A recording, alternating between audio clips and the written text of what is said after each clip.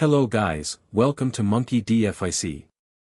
So in this video, we will see what if Luffy defeated Blackbeard at Impel Down. If you enjoy these kinds of stories, don't forget to show us some love by hitting the like button and subscribing to the channel. Your support means the world to us. Now, let's start the story. Chapter 1, The Devil's Luck runs out. The stench of despair hit Luffy's nostrils as soon as he set foot in Impel Down. Sweat, blood, and something worse, hopelessness. He couldn't care less. Ace was somewhere in this hellhole, and nothing would stop him from finding his brother. This place reeks, Luffy muttered, adjusting his straw hat as he followed behind Hannibal and the other guards, still disguised as one of them thanks to Bon Clay's sacrifice. His friend had stayed behind on the ship, taking Luffy's place so the Marines wouldn't suspect anything. The weight of that gift pressed on Luffy's shoulders. Impel Down stretched before him, a towering fortress of nightmares. 6 levels of increasingly horrific punishment. And somewhere at the bottom, Ace waited. Just hang on, Luffy whispered. I'm coming. The disguise didn't last long. It never did with Luffy. One guard looked at him sideways, and instinct took over. A rubber fist later, alarms blared throughout the prison. Straw Hat Luffy has infiltrated Impel Down. The announcement echoed through every level. All available guards mobilize. Luffy sprinted down the corridor, knocking aside guards like bowling pins. Out of my way, he shouted, throwing a Goma Goma no Gatling at a group of guards that came charging around the corner. I don't have time for you guys. The further down he went, the hotter it got. Level 1 gave way to Level 2, a bizarre monster-filled wilderness. Luffy didn't slow down, not when a manticore lunged at him, not when Sphinx tried to block his path. He jumped, punched, and bulleted his way through. Ace. His voice bounced off stone walls, answered only by screams of prisoners begging for release. Then came the basilisk, towering over him, jaws wide enough to swallow him whole. I told you, Luffy growled, I don't have time. His fist stretched back, hardening with determination before launching forward. The beast went down with a crash that shook the entire floor. Hey, hey. Don't kill it. We could use that. Luffy turned to see a familiar face, blue hair, red nose, and an expression dancing between terror and opportunism. Buggy? Straw Hat. What the hell are you doing here? Buggy's eyes bulged comically. Saving my brother. Luffy didn't stop moving, forcing Buggy to float after him, his body splitting into pieces to keep up. You're insane. Nobody breaks into Impel Down. People break out. I'm not nobody, Luffy replied, punching another guard without breaking stride. And I'm getting to level 6. Buggy's laughter died in his throat when he realized Luffy wasn't joking. Level 6. There's no surviving level 6. Even if you make it past the Sphinx, the wolves, the boiling blood, and Magellan, don't care, Luffy cut him off. Ace is there. Something in Luffy's tone made Buggy pause. The clown's face shifted, and for a moment, the mask of the buffoon fell away. Fire Fist Ace is your brother? Luffy nodded once, his face set in determination that Buggy recognized all too well. He'd seen it before, on another damn it, Straw Hat. Buggy floated ahead, his head separating from his body. This way. I know a shortcut to level 3. For real. Luffy's face lit up. Don't get excited. I'm only helping because I need a human shield to escape this hellhole. But there was something else in Buggy's eyes. Something that looked suspiciously like respect. They descended, picking up another unlikely ally in Mr. 3 along the way. Level 3 brought starvation and heat that sucked the moisture from Luffy's body. Level 4 welcomed them with rivers of boiling blood and fire that made sweat pour from every inch of skin. I'm melting, moaned Buggy, his body parts drooping. Shut up and keep moving, Luffy replied, his shirt soaked through. We can't stop now. And then they met the warden. Magellan towered over them, poison dripping from every pore. Straw Hat Luffy. To think you would be foolish enough to break into the world's most secure prison. His voice rumbled like distant thunder. Your journey ends here. Luffy cracked his knuckles. Move. One word. A command, not a request.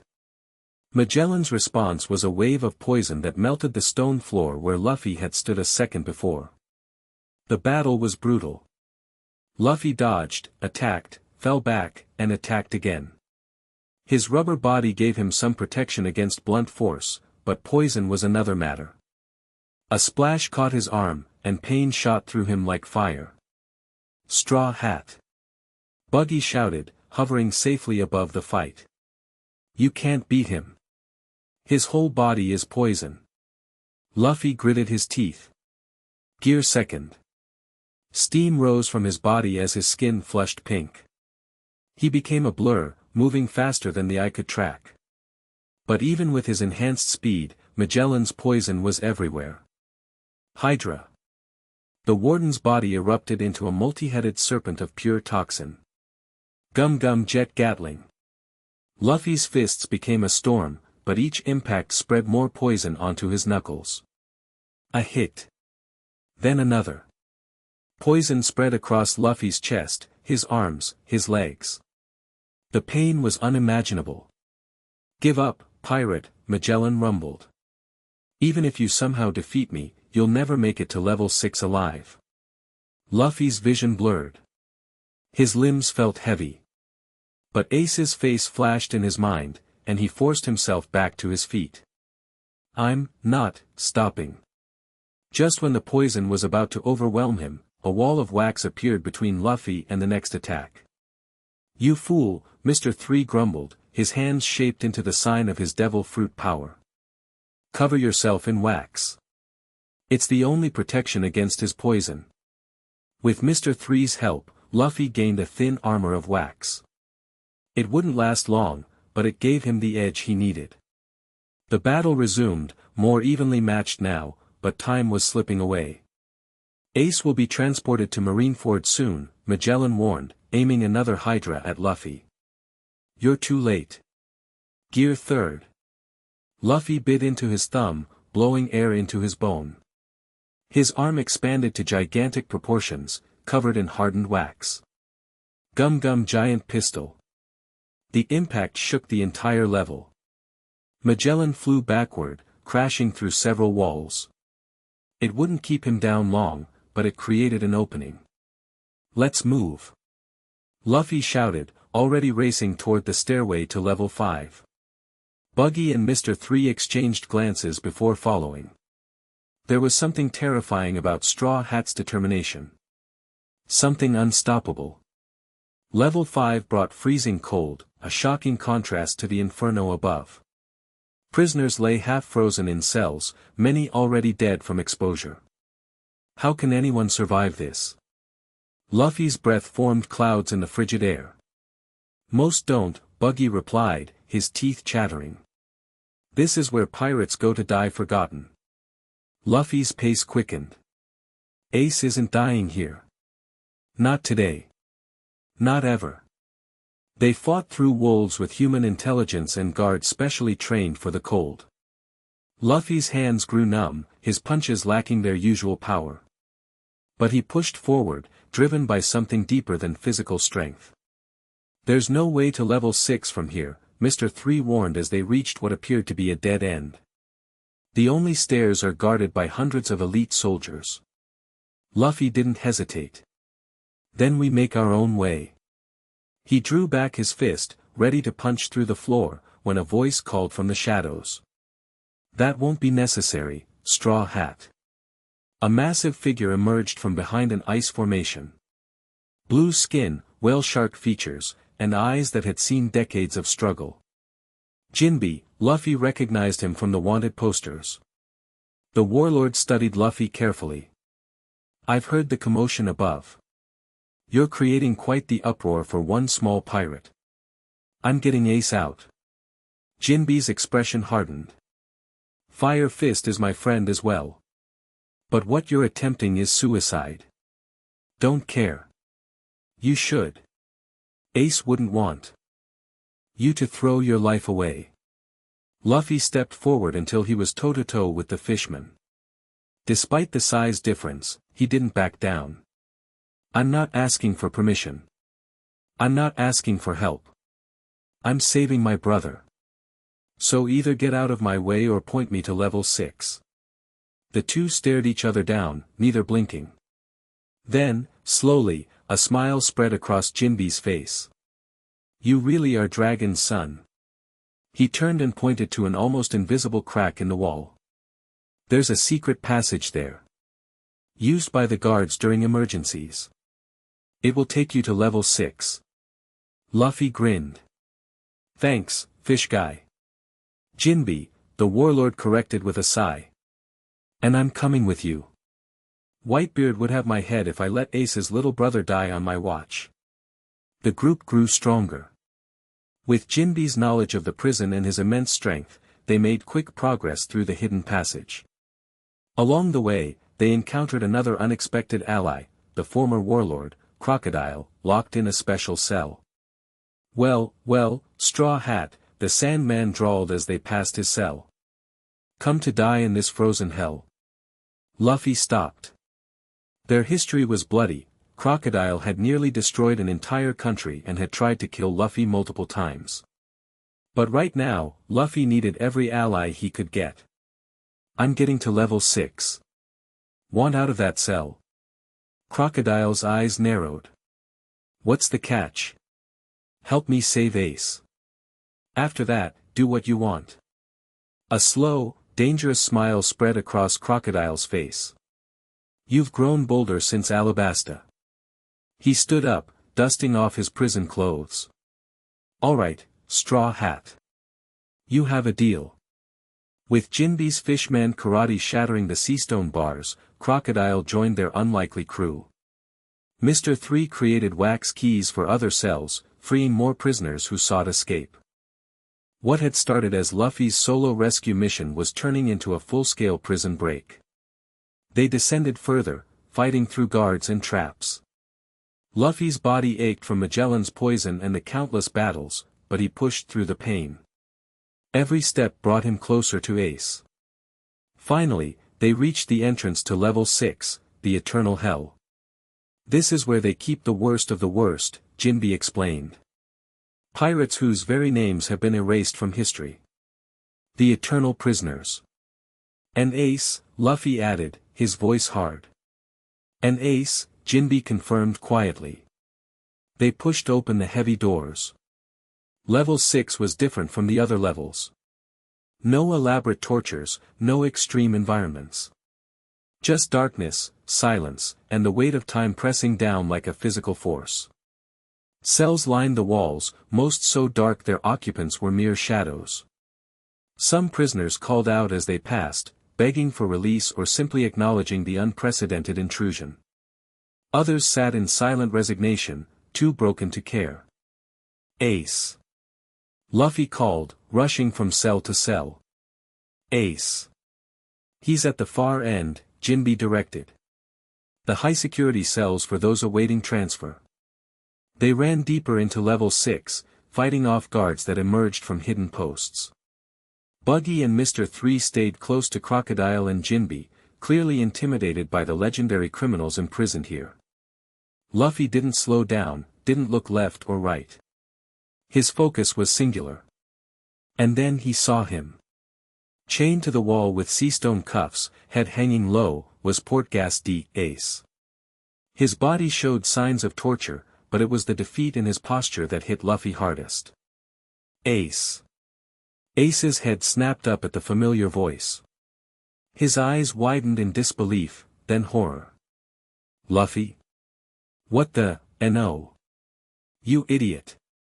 Why are you here? He struggled against his chains. You need to leave.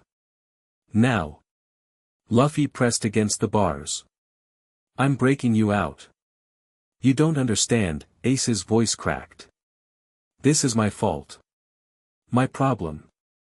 You can't be here, shut up, Luffy cut him off. You're my brother. That makes it my problem too. Mr. 3 stepped forward nervously. I can create a key for those cuffs, but we need to hurry.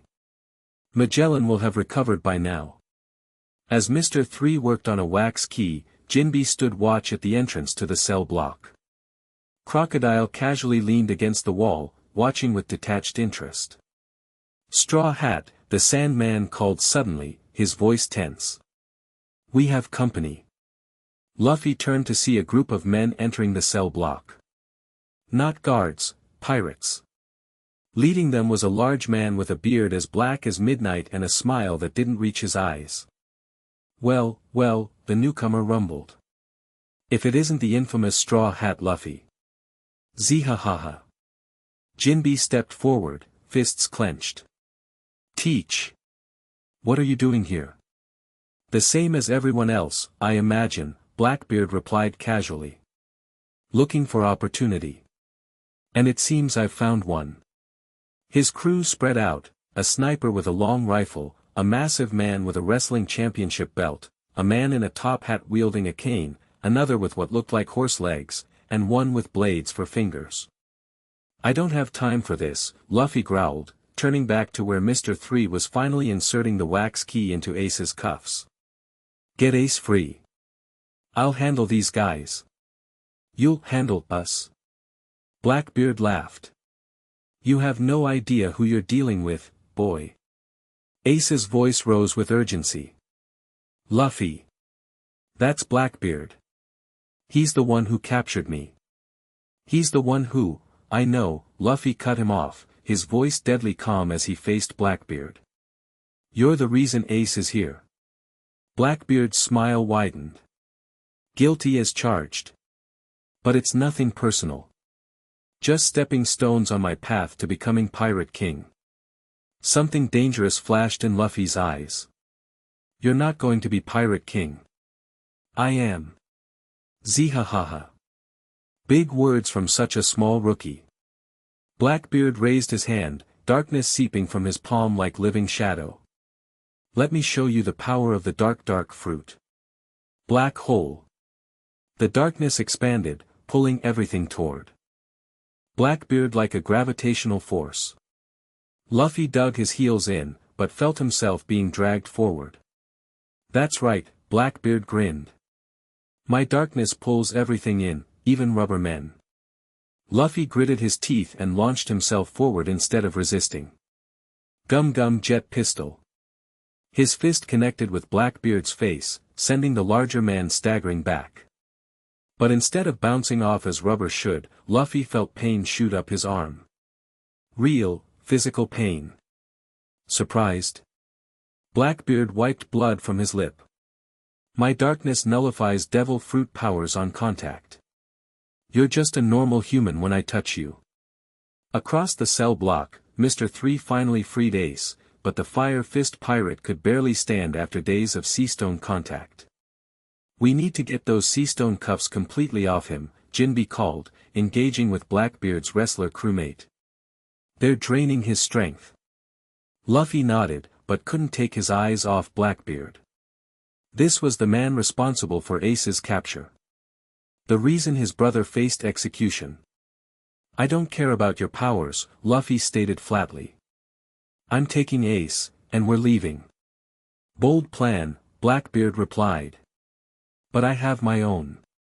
See, I came here for the level 6 prisoners. With my darkness, I can recruit the most dangerous criminals in history. He gestured around at the cells. Just imagine the crew I'll build. Not happening. Luffy shifted into a fighting stance. Blackbeard's expression darkened. You don't get it, do you? I've planned this for decades. I infiltrated Whitebeard's crew, waited for the perfect devil fruit, killed my own crewmate to get it, and delivered Ace to the Marines, all to reach this moment. His darkness spread further, engulfing the floor. No rubber boy is stopping me now. The battle erupted across level 6. Jinbe took on multiple opponents at once, his fishman karate sending shockwaves through water and bodies alike. Crocodile faced off against the blade-fingered man, sand and steel clashing. Buggy and Mr. 3 struggled against the sniper, using wax shields to block bullets while Buggy's separated body parts attacked from multiple angles. In the center of it all, Luffy faced Blackbeard. Gear second. Steam rose from Luffy's body as his skin flushed pink. Liberation. Blackbeard's darkness pulsed outward in a shockwave. They clashed in a blur of rubber limbs and gravitational darkness. Each time Luffy landed a hit, Blackbeard absorbed the impact with his body but delivered pain unlike anything Luffy had felt before. Each time Blackbeard caught him in darkness, Luffy felt his strength being sapped away. "You're in over your head, boy," Blackbeard taunted after sending Luffy crashing into a wall. "I've fought Whitebeard commanders. You're nothing." Luffy pulled himself from the rubble, blood trickling from his mouth. "I don't care who you fought." He wiped the blood away. "You hurt my brother. That's all I need to know." Across the cell block, Ace finally managed to stand, the last of the seastone restraints falling away. Flames flickered to life around his fists, weak at first, then growing stronger. "Luffy," he called, his voice regaining its strength. "Get away from him. His darkness is too dangerous." But Luffy wasn't retreating. Something was changing in his battle rhythm. He'd fought many opponents with devil fruit powers before, but never one that nullified his rubber nature. It forced him to adapt, to fight smarter. "Your darkness grabs everything," Luffy observed, dodging another black hole. "But you take more damage than normal too." Blackbeard's eyes narrowed. "Figured that out, did you? The darkness absorbs everything, pain included. It's the price of power." Luffy grinned suddenly, an idea forming. "So if I hit you hard enough, you won't get the chance." Blackbeard lunged forward, darkness pooling in his palm. Black vortex.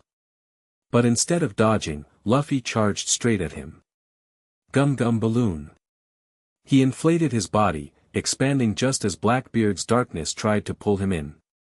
The sudden increase in mass threw off Blackbeard's technique, causing the pirate to stumble.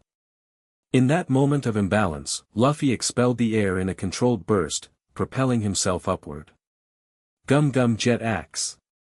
His leg came down with devastating force on Blackbeard's head, driving him face-first into the stone floor. The impact cracked the ground beneath them, sending shockwaves through the entire level. Blackbeard pushed himself up, blood pouring from his nose, eyes wild with rage. "You little, I'm not done," Luffy interrupted, landing in a crouch. His arms began to pump, driving blood through his body at accelerated rates. Gear second, full power. Steam erupted from his body as he vanished from sight, only to reappear behind Blackbeard. Gum Gum Jet Pistol. The punch caught Blackbeard in the kidney, causing him to double over. Before he could recover, Luffy was in front of him again. Gum Gum Jet Bazooka. Both palms slammed into Blackbeard's chest, sending him flying back into the cell bars. The metal bent under the impact of his massive body. "Captain!" Blackbeard's crew called out, disengaging from their own fights to move toward their fallen leader. Blackbeard struggled to his feet, rage and disbelief warring on his face. "This isn't possible. You're just a rookie. And you're just the guy who hurt my brother," Luffy replied simply. The darkness around Blackbeard's hands intensified. Dark matter. A concentrated ball of gravitational force shot toward Luffy, who narrowly dodged. The attack hit the wall behind him, causing the stone to implode. The fight resumed with renewed intensity. Blackbeard fought with the desperation of a man seeing his plans crumble, while Luffy fought with the clarity of someone protecting what matters most. Around them, the other battles continued, Jinbe and Crocodile holding their own against Blackbeard's crew, while Ace joined the fray, his flames growing stronger by the minute. "We need to end this and go," Jinbe called, fending off another attack. "Magellan will be here any minute." Luffy nodded, eyeing Blackbeard carefully. The older pirate was slowing down, his breath coming in heavy gasps. For all his power, his endurance seemed lacking. One more, Luffy muttered to himself. One more good hit. He feinted left, then right, watching how Blackbeard tracked him. The darkness user was favoring his right side where Luffy's earlier attacks had landed. A weakness. Zihahaha. Blackbeard laughed despite his injuries. Even if you beat me here, Straw Hat, it won't matter. Ace will still be executed. The whole world is gathering at Marineford to see him die. No, Luffy replied, coiling his body like a spring. They're gathering to see me save him. With that, he launched forward, twisting his body in midair. Gum Gum Jet Rifle. His fist corkscrewed toward Blackbeard's right side. The older pirate raised his darkness to catch it, but Luffy had anticipated this. At the last second, he uncurled his arm and slingshotted around Blackbeard's defense. The punch connected with Blackbeard's jaw with a sickening crack. The force lifted the massive man off his feet and sent him crashing through multiple cell walls. He landed in a heap of rubble, unmoving. "Captain," his crew shouted, rushing to his side. Luffy didn't pursue. He turned to Ace, who stood wide-eyed, flames dancing across his shoulders. "Let's go, Ace. We're getting out of here." Ace stared at his younger brother, then at the fallen form of Blackbeard, the man who had defeated him, betrayed Whitebeard, and set this whole nightmare in motion. And Luffy had just taken him down. "How did you?" Ace began. "No time," Jinbe interrupted, rushing over. "Blackbeard's crew is regrouping, and I can hear reinforcements coming. We need to move now." As if to emphasize his point, alarms began blaring throughout Level 6. Red emergency lights bathed the cell block, highlighting the destruction from their battle. "You heard the fishman," Crocodile drawled, sand swirling around his reformed hand. "Unless you want to meet Magellan again, Straw Hat." Luffy grabbed Ace's arm. "Can you fight?" A familiar grin spread across Ace's face as flames engulfed his body. "Watch me, little brother." They raced back through the levels of Impel Down, fighting their way up. News of Blackbeard's defeat spread among the prisoners, igniting hope and chaos in equal measure. More joined their escape attempt, hundreds of pirates seeing opportunity in the unprecedented breach of security. Level 5, Level 4, Level 3, they climbed, battled, and pushed forward. Magellan intercepted them on Level 2, his body a tower of liquid poison. "None of you are leaving this prison," the warden growled. "Especially not you, Straw Hat Luffy." But this time, they faced him together. Ace's fire, Jinbe's water manipulation, and Crocodile's sand created openings for Luffy to exploit. Even Buggy and Mr. 3 contributed, the Waxman creating barriers against the poison while Buggy's flying body parts distracted and confused. "Ace!" Luffy called out during the battle. "Combined attack." The brothers exchanged a look of understanding. Ace's flame surrounded Luffy's outstretched arm as it stretched back. Gum Gum. Fire. Red Hawk Pistol. The flaming fist struck Magellan with enough force to create a shockwave of fire and concussive force. The warden went down hard, his poisoned body sizzling and hardening from the intense heat. They didn't wait to see if he would rise again. The escape party pushed onward, reaching Level 1 as the entire prison descended into chaos. Prisoners ran wild, guards fought losing battles on multiple fronts, and in the confusion, Luffy led his growing band of allies toward freedom. At the dock, they commandeered a marine ship. Jinbe took the helm, his knowledge of the currents promising them the best chance of navigating the calm belt. As the ship pulled away from Impel Down, Luffy stood at the rail with Ace beside him, watching the Fortress of Despair grow smaller in the distance. For the first time since entering the prison, Luffy allowed himself a moment of relief. "That was the craziest thing you've ever done," Ace said quietly, placing a hand on Luffy's shoulder. "And that's saying something." Luffy grinned. "Worth it. You shouldn't have come. If you had died trying to save me, but I didn't," Luffy cut him off. "And neither did you. That's all that matters." Ace shook his head, but there was pride in his eyes. "When did my little crybaby brother get so strong?"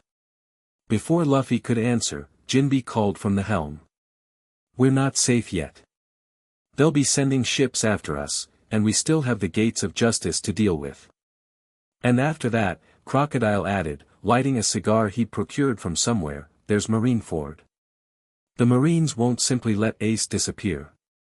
They'll hunt him, hunt all of us, to the ends of the Grand Line." Ace's expression hardened. "He's right. This isn't over. The Marines, the world government, Whitebeard, everyone has a stake in what happens next." Luffy placed a hand on his straw hat, his expression unusually serious. "Let them come." As the ship sailed into the open sea, news of what happened at Impel Down was already spreading across the world. The impossible prison break. The defeat of Blackbeard at the hands of Straw Hat Luffy. The escape of Fire Fist Ace. On a marine battleship not far away, Vice Admiral Momonga received the report with growing dread. "Confirmed, sir," a communications officer reported. "Fire Fist Ace has escaped Impel Down with his brother Straw Hat Luffy. Warden Magellan is injured but alive. They've stolen a battleship and are heading toward the gates of justice." "And Blackbeard?" Momonga asked. The officer hesitated. "Reports are confused, sir, but it appears Straw Hat defeated him in single combat on level 6. Momonga's expression darkened. "Impossible. The reports are consistent, sir. Multiple witnesses."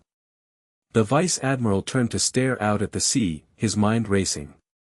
"Contact Fleet Admiral Sengoku immediately. The situation has changed. Straw Hat Luffy is no longer just Dragon's son or a troublesome rookie." His fingers tightened on the hilt of his sword. "He's become something much more dangerous." Back on the stolen ship, Luffy stood watch as the others tended to injuries or prepared for the challenges ahead. Ace approached, his expression troubled. "What you did back there, with Blackbeard?" he began. Luffy shrugged. "I just hit him until he stayed down." "It's not that simple, Luffy. Teach had the dark fruit. He defeated me, and I'm a Whitebeard commander. He had plans, big plans." "Don't care about his plans," Luffy replied stubbornly. "He hurt you. That's all I needed to know." Ace ran a hand through his hair in frustration. "You don't understand what you've done. You've changed everything. The balance of power, the future that was supposed to unfold, you've rewritten it all." Luffy turned to his brother, his eyes clear and certain. "Good." As the gates of justice appeared on the horizon, massive and imposing, Luffy felt no fear. Only determination. The path ahead would be dangerous, perhaps even more so than the one he'd just traveled. But he'd saved Ace. He'd defeated Blackbeard. And whatever came next, he would face it head-on. Because that's what it meant to be the man who would become king of the pirates. Behind them, Impel Down faded from view, its reputation of impenetrability shattered forever. And ahead, the world waited to hear the full story of how the devil's luck had finally run out, not for Straw Hat Luffy, but for the darkness that had tried to stand in his way. Chapter 2, Tides of War. The sky burned red above Marineford, nature itself seeming to acknowledge the bloodshed to come. Hundreds of marine battleships formed a ring of steel around the execution platform where Ace was supposed to die. Except Ace wasn't there. He stood instead on the deck of a stolen marine vessel, flames dancing across his shoulders, watching the greatest military force in the world prepare for a war that had just changed completely. "They don't know yet," Jinbe observed, standing beside Ace and Luffy at the bow. "They're still expecting Whitebeard to come for a prisoner who's no longer captive." Luffy cracked his knuckles, Straw Hat shadowing his eyes. "Good. We'll surprise them." "Surprise is putting it mildly," Crocodile drawled, sand swirling between his fingers. You've thrown the world's biggest military operation into chaos before it even started. The stolen ship cut through the waves, approaching the massive blockade. They weren't alone. During their escape from Impel Down, they'd managed to contact the Whitebeard pirates through a stolen Den Mushi. Now, on the horizon, the Moby Dick appeared with dozens of allied ships flanking it. Two forces, converging on the Marines from opposite sides. What's the plan? Buggy asked nervously, floating slightly above the deck as if ready to flee at any moment. Please tell me the plan isn't just charge in and punch everyone. Luffy grinned. That's exactly the plan. We're all going to die, Buggy moaned. Ace's expression turned serious. No. We make a statement, then we leave. The Marines wanted to execute me to draw out Pops and start a war. They don't get what they want today. Jinbe nodded in agreement. A strategic retreat once we connect with the Whitebeard fleet is our safest option. Boring, Luffy complained, bouncing on his heels with nervous energy. Better boring than dead, Crocodile countered. As they approached the Marine blockade, alarm bells rang across the enemy fleet. Through a stolen Marine transponder, they could hear the panicked communications, unidentified vessel approaching from the east. It appears to be, wait, confirmed visual. It's Fire Fist Ace. He's escaped. Impossible. Check again. Confirmed, sir. Fire Fist Ace is on deck with Straw Hat Luffy and former warlord Jinbe. All ships, open fire. Do not let them connect with the Whitebeard fleet. Cannon fire erupted across the water. Massive shells rained down, creating geysers of seawater around their ship. Hang on. Jinbe called, spinning the wheel hard to evade the barrage. Luffy stretched his arms, grabbing the main mast. Ace. Launch me. What? Luffy, no. But Luffy had already wrapped his rubber limbs around the mast, stretching back like a slingshot. Come on. Just like when we were kids. A reluctant grin spread across Ace's face.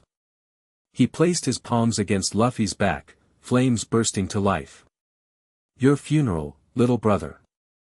The flames propelled Luffy forward as he released his grip, launching him like a flaming rubber cannonball directly toward the Marine flagship. Gum Gum Rocket.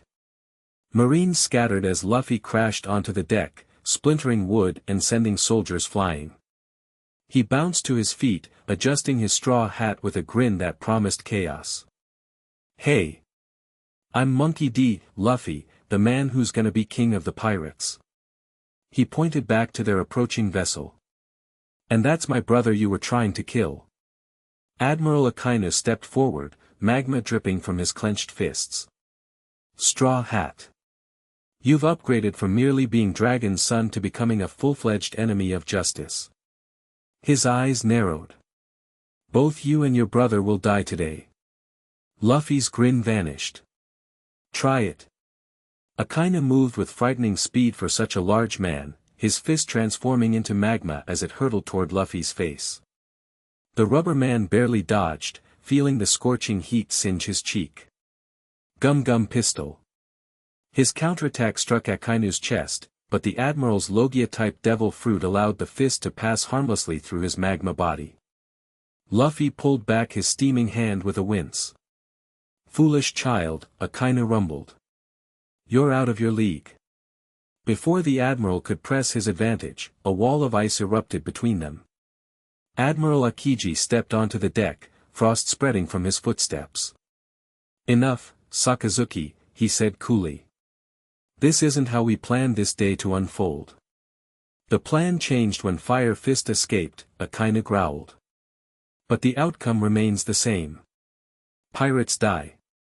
Above them, on the execution platform, Fleet Admiral Sengoku watched with growing concern as his carefully orchestrated war disintegrated before it even began.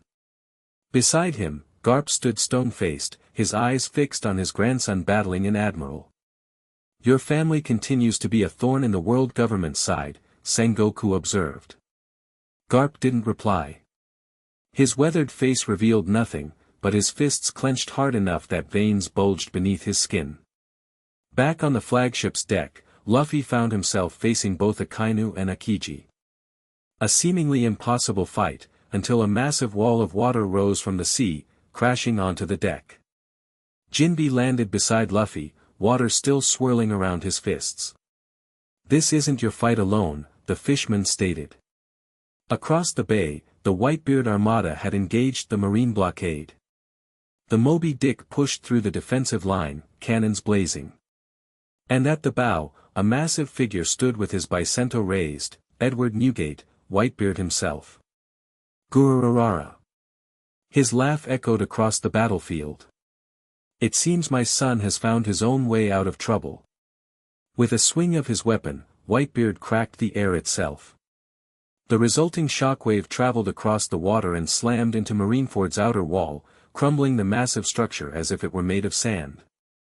The strongest man in the world, Luffy breathed, momentarily distracted by the display of power. Akainu seized the opening, his fist morphing into a magma hound that lunged for Luffy's chest. Inagami Gurin. Ice. Time. Akiji countered, freezing the magma mid-attack. The two admirals turned on each other. "What are you doing, Kazan?" Akainu demanded. "Preventing you from acting rashly," Akiji replied. "The situation has changed. We need new orders, not blind aggression." Their argument was cut short by Sengoku's voice booming across the battlefield through a den mushi, "All Marines, new directive.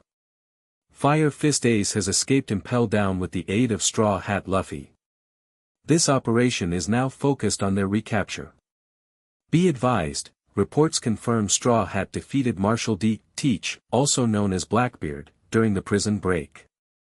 A collective gasp spread through the Marine ranks. Even Akainu's perpetual scowl faltered for a moment. "Impossible," the admiral muttered. Luffy used the distraction to back away, looking for an escape route. Jinbe grabbed his arm. "Now's our chance. We need to regroup with Ace and connect with the Whitebeard fleet." They dove off the flagship, Jinbe creating a water current that carried them back toward their stolen vessel. All around them, the battle had fully erupted, Marine ships exchanging cannon fire with the Whitebeard armada, while smaller skirmishes broke out across the bay as pirates and Marines clashed on the ice bridges Akiji had created. They reached their ship to find Ace fending off Marine boarding parties, his fire creating a perimeter around the vessel. Crocodile sandstorm swept attackers off the deck, while Mr. Three's wax creations blocked incoming cannon fire. Buggy, surprisingly, was directing a group of escaped Impel down prisoners in defensive maneuvers. "Luffy!" Ace called when he spotted his brother. "What were you thinking, taking on an admiral?" Testing him, Luffy replied with a grin. "He's strong." "Of course he's strong, he's an admiral." Ace shook his head in exasperation. "We need to reach Pops. Now." Their ship turned toward the Whitebeard fleet, pushing through the chaos of battle. Marine vessels tried to intercept them, but between Ace's fire attacks and Jinbe's fishman karate sending tidal waves crashing into pursuers, they carved a path forward. Halfway across the bay, a pink-haired Marine stood in their path, Vice Admiral Kobe. "Straw Hat Luffy," he called, voice firm despite the slight tremor in his hands. "By order of Fleet Admiral Sengoku, I cannot let you pass." Luffy's eyes widened in recognition. "Kobe." The young Marine drew his sword. "I'm sorry, Luffy. This is my duty." Luffy stepped forward, but Ace placed a hand on his shoulder. "I've got this. Keep moving toward the Moby Dick." Before either could act, a flash of yellow light blinded them. Admiral Kizaru materialized on their deck, adjusting his glasses with casual indifference. My, what troublesome pirates," he drawled. "To think you'd cause such a fuss, Straw Hat-kun." Light gathered at his fingertip. "Yasukani no Magatama." Thousands of light particles shot toward them like bullets. Ace stepped forward, a wall of flame erupting to intercept the attack, but the light pierced through, striking the deck and sending splinters flying. "Too slow," Kizaru commented, appearing behind Ace in a flash. "Gum gum jet pistol." Luffy's fist caught the Admiral in the side, surprising him enough to disrupt his attack on Ace. "Oh." Kizaru raised an eyebrow. "That almost hurt." The ship rocked violently as an explosion tore through the hull. Water began pouring in. "We're sinking." Buggy screamed, his body parts flying in panic. "Everybody off." Jinbe commanded. "We'll have to swim the rest." "Swim." Luffy and Ace exchanged alarmed glances, both devil fruit users unable to survive in the sea. "I've got you," Jinbe assured them, grabbing both brothers under his arms. They abandoned ship just as Kizaru prepared another attack. The Admiral watched with mild interest as they dove into the churning waters. Should I pursue?" he mused to himself. Such a bother. His decision was made for him when a massive shockwave rippled through the air, Whitebeard, creating a tsunami that lifted their sinking ship and hurled it directly at the Admiral. Kizaru dispersed into light, avoiding the impact but losing track of the escaping pirates. Underwater, Jinbe propelled them forward with powerful kicks, his fishman physiology allowing him to move 3 bodies through water faster than most boats. Luffy and Ace, weakened by the sea, could only hang on as the former warlord navigated toward the Whitebeard fleet. They surfaced near the Moby Dick, gasping for air. A rope ladder dropped down, and hands reached to pull them aboard. Ace.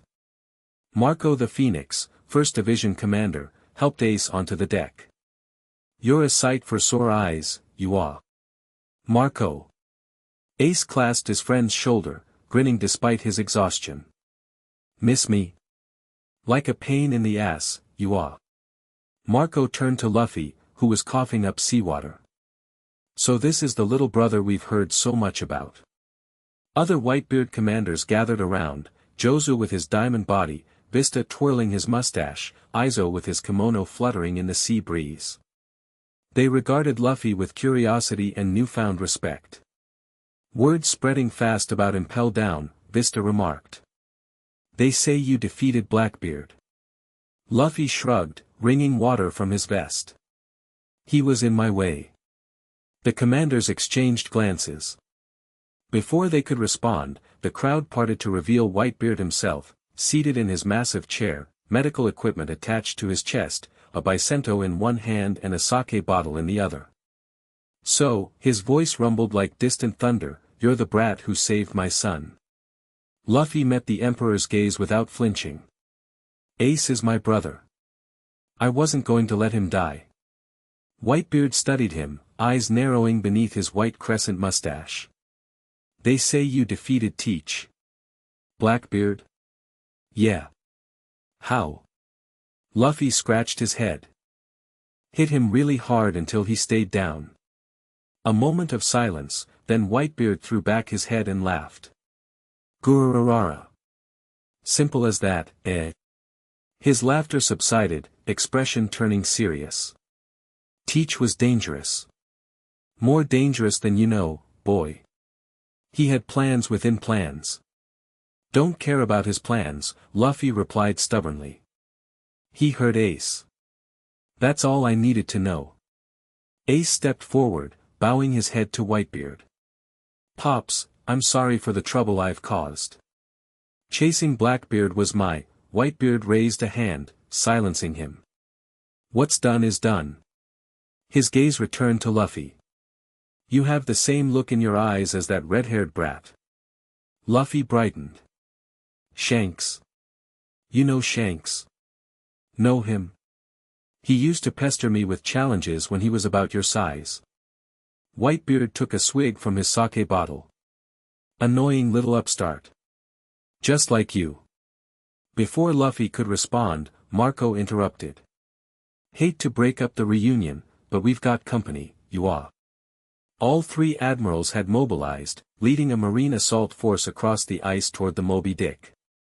Behind them, the execution platform stood empty, a reminder of the ceremony of death that had been thwarted. Pops, Ace said urgently. We've made our statement. We should withdraw while we can. Whitebeard's expression darkened. Running from a fight, son. Not running. Being smart. They wanted this war. If we leave now, we deny them that victory.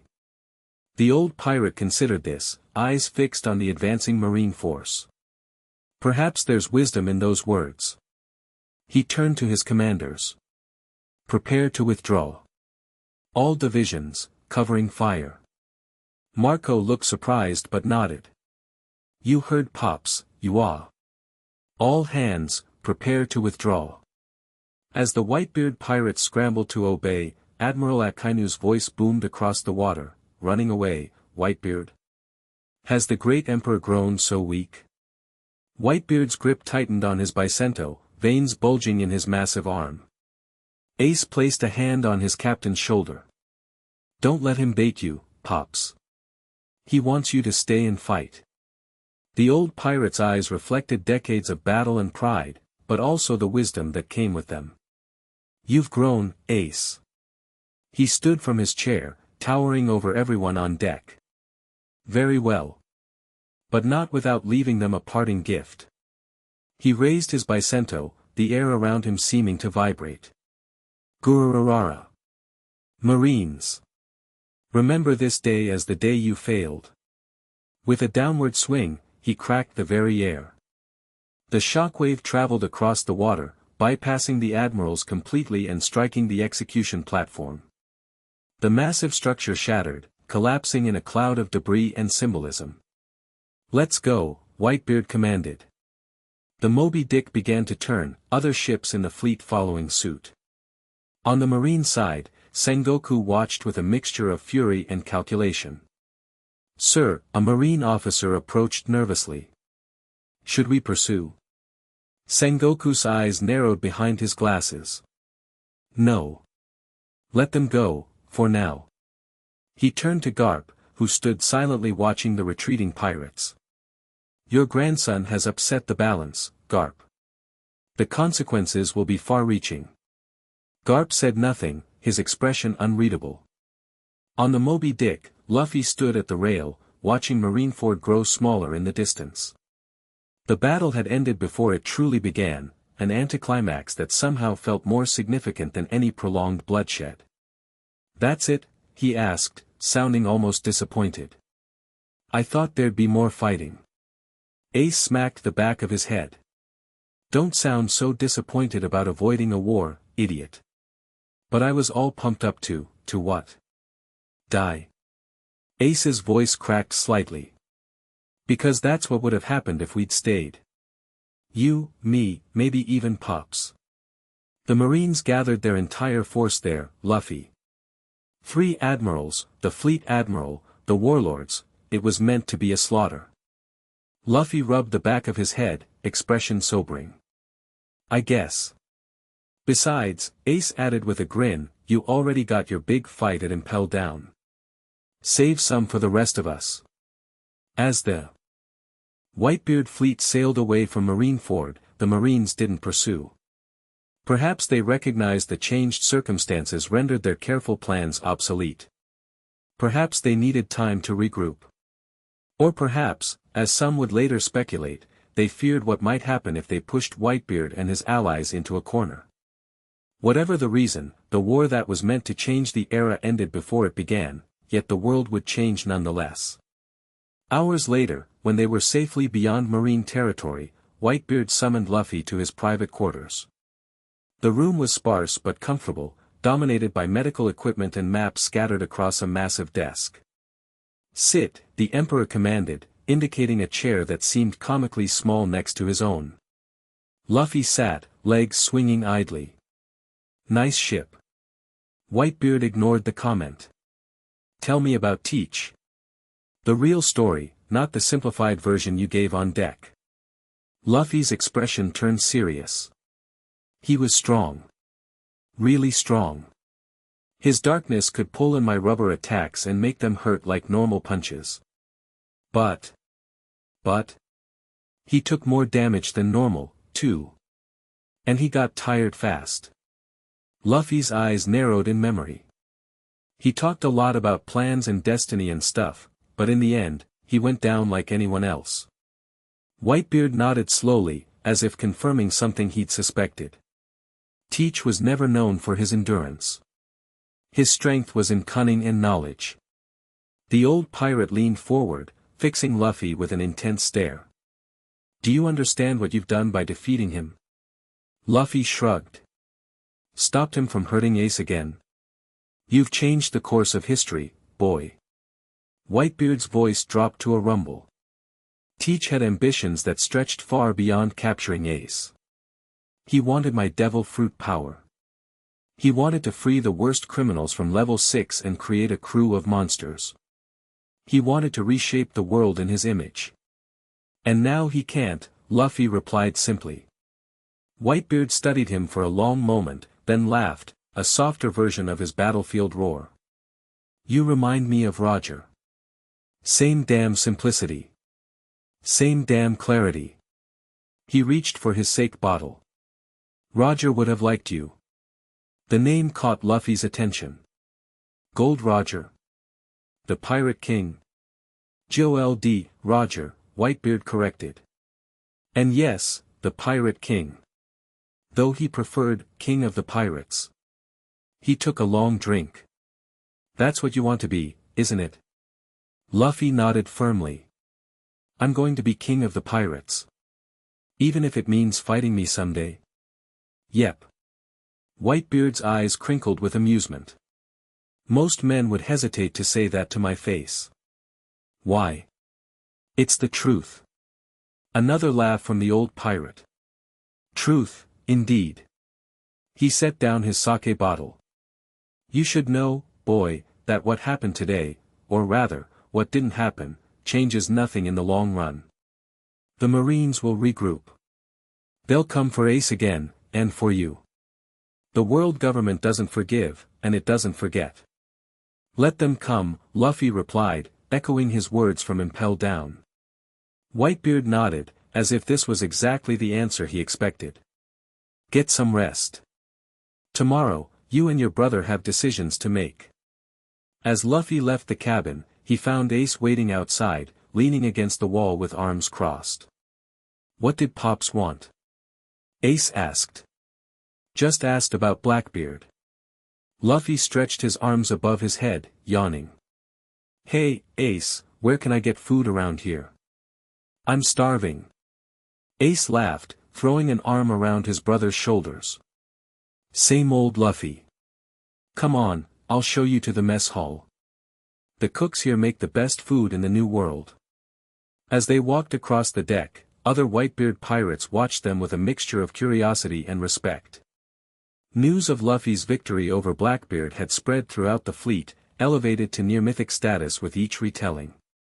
They're staring, Luffy noted. You're becoming a legend, little brother, Ace replied quietly. The rookie who broke into Impel Down, defeated Blackbeard, and helped prevent a war between Whitebeard and the Marines. Bye.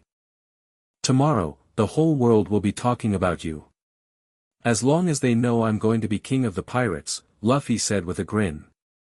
In the mess hall, they found a celebration in full swing. Despite the near disaster of the day, the Whitebeard pirates were in high spirits, drinking, eating, and singing victory songs.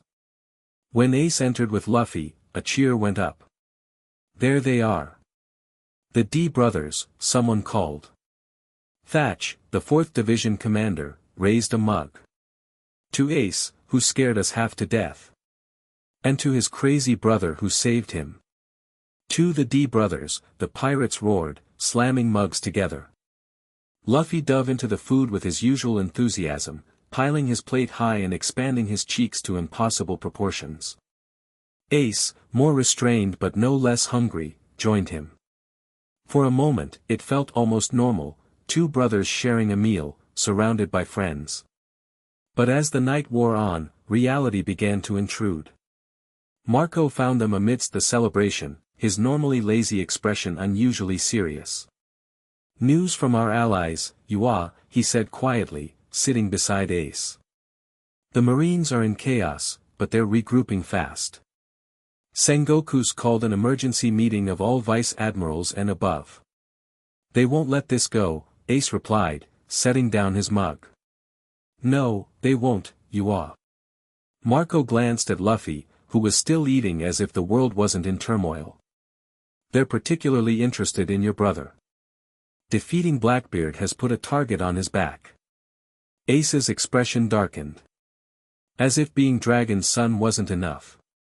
Wait, Luffy interrupted, finally paying attention. How does everyone know about that? It was supposed to be a secret. Marco raised an eyebrow. Sengoku announced it at Marineford just before you arrived, Yua. It's public knowledge now, Monkey D. Luffy, son of Revolutionary Dragon. Oh. Luffy shrugged. Doesn't change anything for me. It changes everything about how the world sees you, Ace countered. Between that, breaking into Impel Down, and defeating Blackbeard, your bounty's going to skyrocket. Luffy grinned. Cool. Higher than yours? This isn't a competition. Sounds like one to me, Luffy replied, stuffing more meat into his mouth. And I'm winning. Marco chuckled despite the serious situation. He really is your brother, Yua.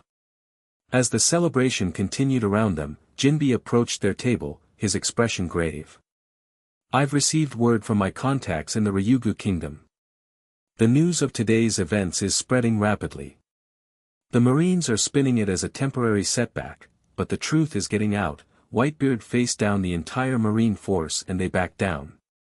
They didn't back down, Ace corrected. We withdrew. Perception matters as much as reality, Jinbe replied. Already, there are reports of increased pirate activity across the Grand Line. Many see this as a sign of marine weakness. Marco nodded. The balance of power is shifting, Yua. Pops knows it. That's why he's called a meeting of all commanders for tomorrow morning. Luffy, having finally eaten his fill, leaned back in his chair with a contented sigh. So what happens now? Now, Ace said quietly, we deal with the consequences of our actions. All of us. He looked at his brother with a mixture of gratitude and concern. You should contact your crew. They must be worried sick. Luffy's eyes widened. My crew. I forgot. He jumped up. Where can I get a den mushi? Marco pointed him toward the communications room, and Luffy darted off, leaving the others to continue their discussion. He doesn't fully grasp what he's done, does he? Jinbe observed. Ace shook his head. That's Luffy. Act first, deal with consequences later, if at all. His expression softened. But he saved my life. He faced down Blackbeard and won when I couldn't. Whatever happens next, I owe him everything. In the communications room, Luffy fumbled with the den mushi, trying to remember Nami's number. After several failed attempts, a communications officer took pity on him and helped establish the connection. The snail rang several times before a cautious voice answered, hello?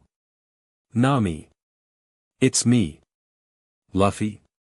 The navigator's voice exploded through the snail, which seemed to wince in pain. Where the hell have you been? We've been worried sick. Sorry. I was busy breaking Ace out of prison. A moment of stunned silence, then, you what? It's a long story, Luffy laughed. But Ace is safe now. We're on Whitebeard's ship. Whitebeard? Nami's voice rose even higher, making the den mushi sweat nervously. Luffy, what have you done? In the background, Luffy could hear other voices clamoring to speak to him. Zoro's gruff demands, Usopp's panicked questions, Sanji's curses, Chopper's tearful relief, Robin's calm inquiries, and Frankie's boisterous exclamations all blended together. Everyone's there? Luffy asked, a wide smile spreading across his face. Of course we're here. Nami replied. We're at Sabaody Archipelago, waiting for you like we planned. Then we started hearing these crazy rumors about you breaking into Impel Down, And, it's not a rumor, Luffy cut in. I really did it. And I beat up this guy named Blackbeard who was trying to hurt Ace. Another stunned silence. Luffy, Robin's calm voice came through next. Are you aware that Blackbeard was a former Whitebeard commander with one of the most dangerous devil fruits in existence? Yeah, his power was weird. Made my rubber not work right. And you fought him anyway, the entire crew seemed to yell in unison. Luffy laughed again. I won, didn't I? He could almost hear his crew's collective facepalm. Captain, Zoro's voice next, serious as always. What's the plan now? Do you need us to come to you? Luffy considered this. He missed his crew terribly, but bringing them into the current situation seemed unnecessarily dangerous. No, stay at Sabaody. I need to help Ace get somewhere safe first. Then I'll come to you guys. Are you sure? Nami asked, worry evident in her voice. Yep. Oh, and my bounty's probably gonna go up again. That's not something Tio'll be happy about, the crew shouted. The conversation continued for a while, Luffy filling them in on the abbreviated version of his Impel Down adventure and the aborted Marineford confrontation. His crew alternated between amazement, horror, and exasperation, their usual reactions to Luffy's impulsive decisions. By the time he hung up, Luffy felt lighter. Hearing his Nakama's voices had reminded him of the journey still ahead. This detour to save Ace had been necessary, but his dream remained unchanged. King of the Pirates. Finding the One Piece. Adventures with his crew. As he returned to the mess hall, he found it mostly empty, the celebration having wound down. Ace sat alone at a table, staring into a mug of something stronger than water. Got through to your crew? He asked as Luffy sat across from him. Yep. They're all at Sabaody waiting for me. Ace nodded, then asked the question that had clearly been weighing on him, what now, Luffy? You've put your journey on hold to save me. You've made enemies of the entire world government. You've changed the course of history. He looked up, eyes troubled. What happens next? Luffy tilted his head, genuinely confused by the question. What do you mean? I go back to my crew, and we keep sailing to the end of the Grand Line. I become king of the pirates. Just like that? After everything that's happened? Why would anything change? Ace stared at him for a long moment, then laughed, a real laugh, full of genuine amusement and something like awe. You really are something else, little brother. What about you? Luffy asked. Going back to Whitebeard's crew? Ace's expression turned thoughtful. I don't know.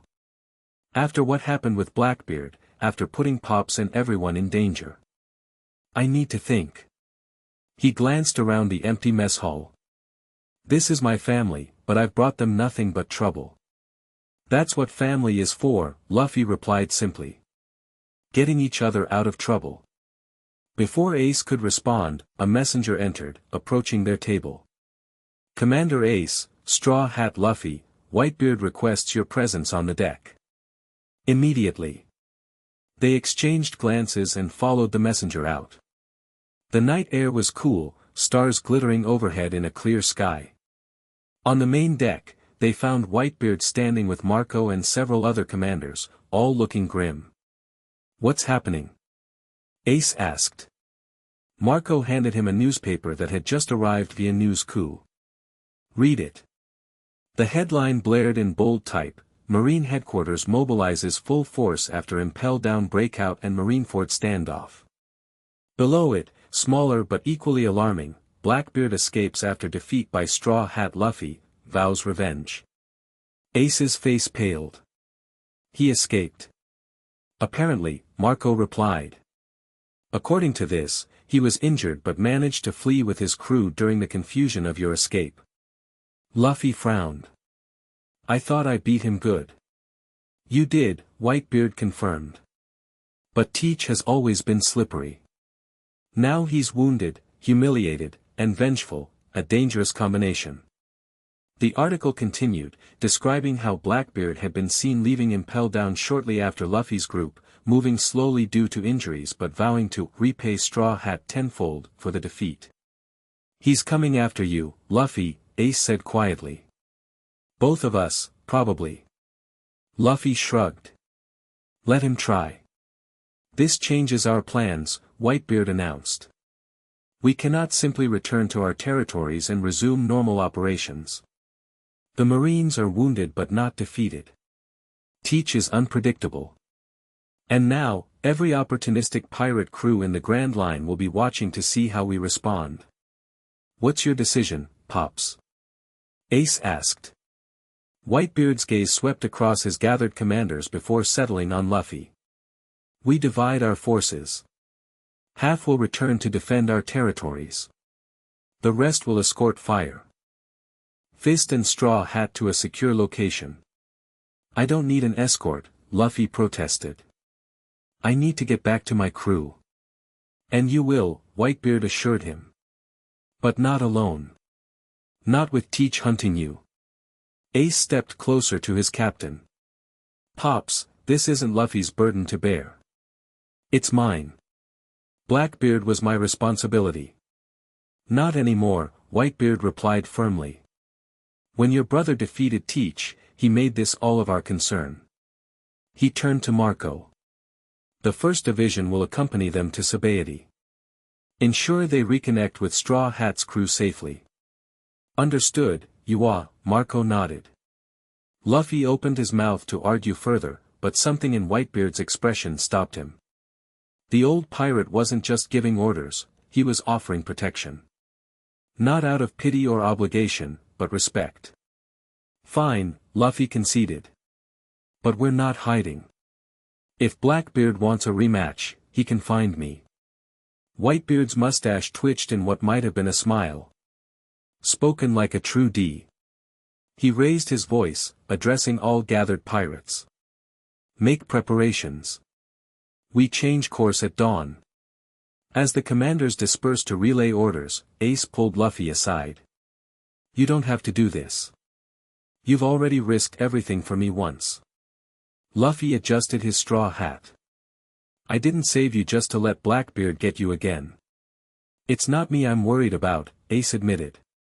"Teach will be focused on you now. You humiliated him. That's not something a man like him forgets." "Good." Luffy's expression turned uncharacteristically serious. "I want him to remember what happens when he messes with my brother." The next morning, the Whitebeard fleet divided.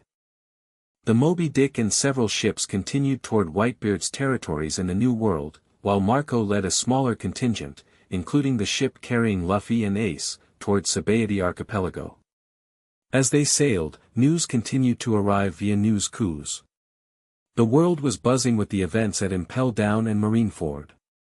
Some reports painted it as a marine failure of historic proportions. Others focused on the demon duo, the D brothers who had defied the world government and lived to tell the tale. Their bounties, as predicted, skyrocketed.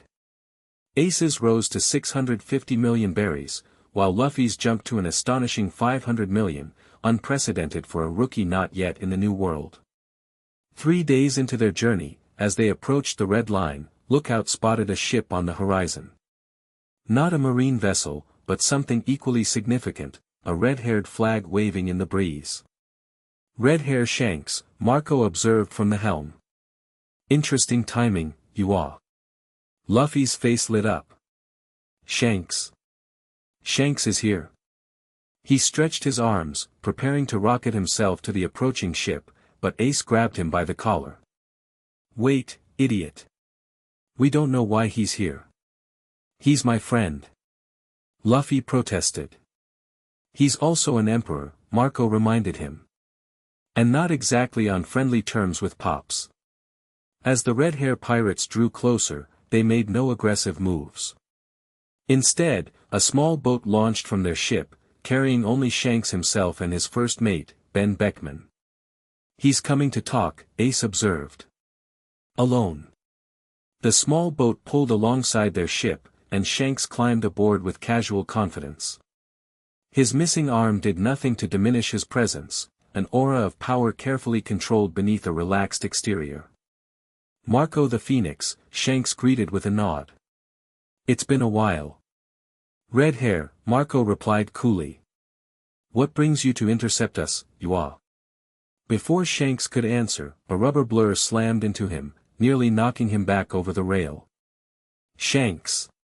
The red-haired emperor laughed, untangling himself from Luffy's rubbery embrace. "Easy there, Anchor. You've gotten stronger since I last saw you." Luffy beamed up at him, practically vibrating with excitement. "I kept my promise. I've become a great pirate." "So I've heard," Shanks replied, ruffling Luffy's hair with his one hand. Breaking into Impel down, defeating Blackbeard, staring down 3 admirals. "I'd say that qualifies as great by anyone's standards." His expression turned more serious as he looked at Ace and Marco. "But that's actually why I'm here. Mind if we talk privately?" They moved to the captain's quarters, where Shanks wasted no time getting to the point. "The world is changing faster than anyone anticipated," he began. "What happened, or didn't happen, at Marineford has created a power vacuum. Pirates everywhere are testing boundaries, challenging territories. The Marines are scrambling to maintain control." "That's not our problem, Yua," Marco replied. "It's everyone's problem," Shanks countered. "Balance is what keeps the sea from descending into total chaos. Too much power on any side, Marines, Emperors, Revolutionary Army, and everything falls apart." Ace leaned forward. "What are you suggesting?" "I'm suggesting you two," Shanks pointed at Ace and Luffy, "need to lay low for a while. Not hide, not run, but be strategic." "I'm not hiding from anyone," Luffy declared. Shanks smiled. "Didn't expect you to, Anchor. But there's a difference between hiding and choosing your battles wisely." He turned serious again. "Blackbeard is gathering forces.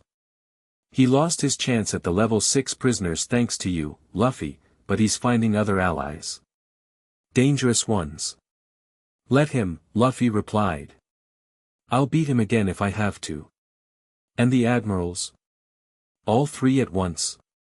Plus whoever else the world government sends after you." Shanks shook his head. Even Roger knew when to retreat and regroup. The mention of the former pirate king caught Luffy's attention. What would Roger do now? Shanks smiled, recognizing the strategy. Roger would protect what matters most, his crew, his freedom, his dream. He wouldn't throw any of those away for pride or revenge. Ace had been quiet, studying Shanks carefully. "You didn't come all this way just to give advice. What do you really want, red hair?" Shanks nodded, acknowledging the directness. "I want the same thing your father wanted, Ace. A world where people are free to chase their dreams without the world government deciding who lives and who dies based on bloodline." The mention of his father made Ace tense visibly. "Don't bring him into this." "He's already in it," Shanks replied quietly. "He always was. So is Dragon," he added with a glance at Luffy. "The D bloodline has always been at the center of the world's turning points. This is just the latest one." Marco crossed his arms. "Is there a point to this history lesson, Yua?" "The point," Shanks said, standing, "is that I'm offering my help. Not protection, neither of you would accept that, but alliance. Information. Support when needed." "Why?" Luffy asked bluntly. Shanks smiled, a genuine warmth breaking through his serious demeanor. "Because I bet my arm on the next generation, Luffy. On you." His gaze shifted to Ace. "And because Roger would never forgive me if I let his son die after he finally found something worth living for."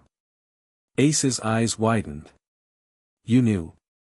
"I was there when you were born," Shanks replied softly. "I saw your mother's sacrifice. I heard Roger's last words about the child who would carry his will."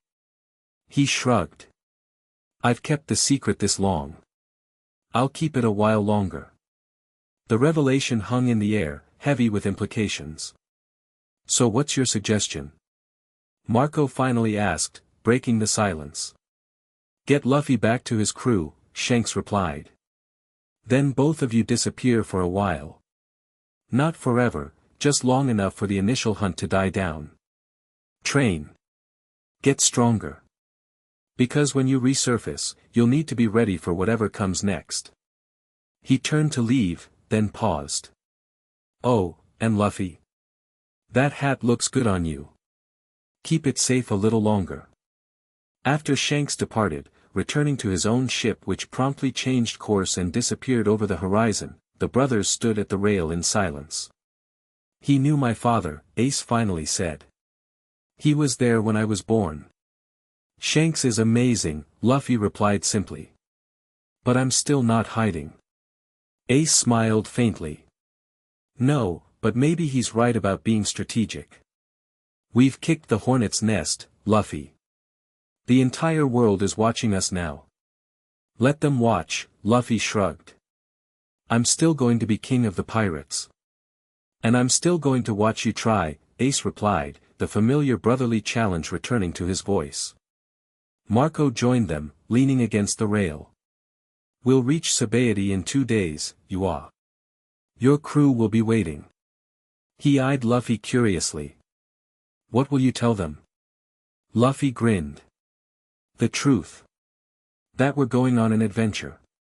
As they continued towards Sabaody, the news of their journey spread despite their efforts at discretion. Ships changed course to avoid them, some out of fear, others out of respect. Sea kings mysteriously appeared in their path, only to be dispatched by Ace's flames or Luffy's fists. And in Marine headquarters, newly relocated after Whitebeard's attack on Marineford, Fleet Admiral Sengoku stared at the latest reports with a deepening frown. They're heading for Sabaody, he noted. Presumably to rendezvous with the rest of the Straw Hat crew. Akainu stood before his desk, magma occasionally dripping from his clenched fists to sizzle on the floor. Give me permission to intercept them, Fleet Admiral. I'll end this farce once and for all. No, Sengoku replied firmly. We've lost enough face already. We move strategically now, not rashly. Strategy has failed us, Akainu growled. The pirates grow bolder by the day. Reports of increased activity are coming in from all sectors. They see our failure to execute Fire Fist as weakness. Then we must show strength elsewhere, Sengoku countered. Crush the upstart crews. Make examples of them. But the D. Brothers. He shook his head. They've become symbols now. Killing them would only create martyrs. So we do nothing. Akainu's voice dripped with contempt. We wait, Sengoku corrected. We watch. And when the moment is right, when they've lowered their guard and separated from their protectors.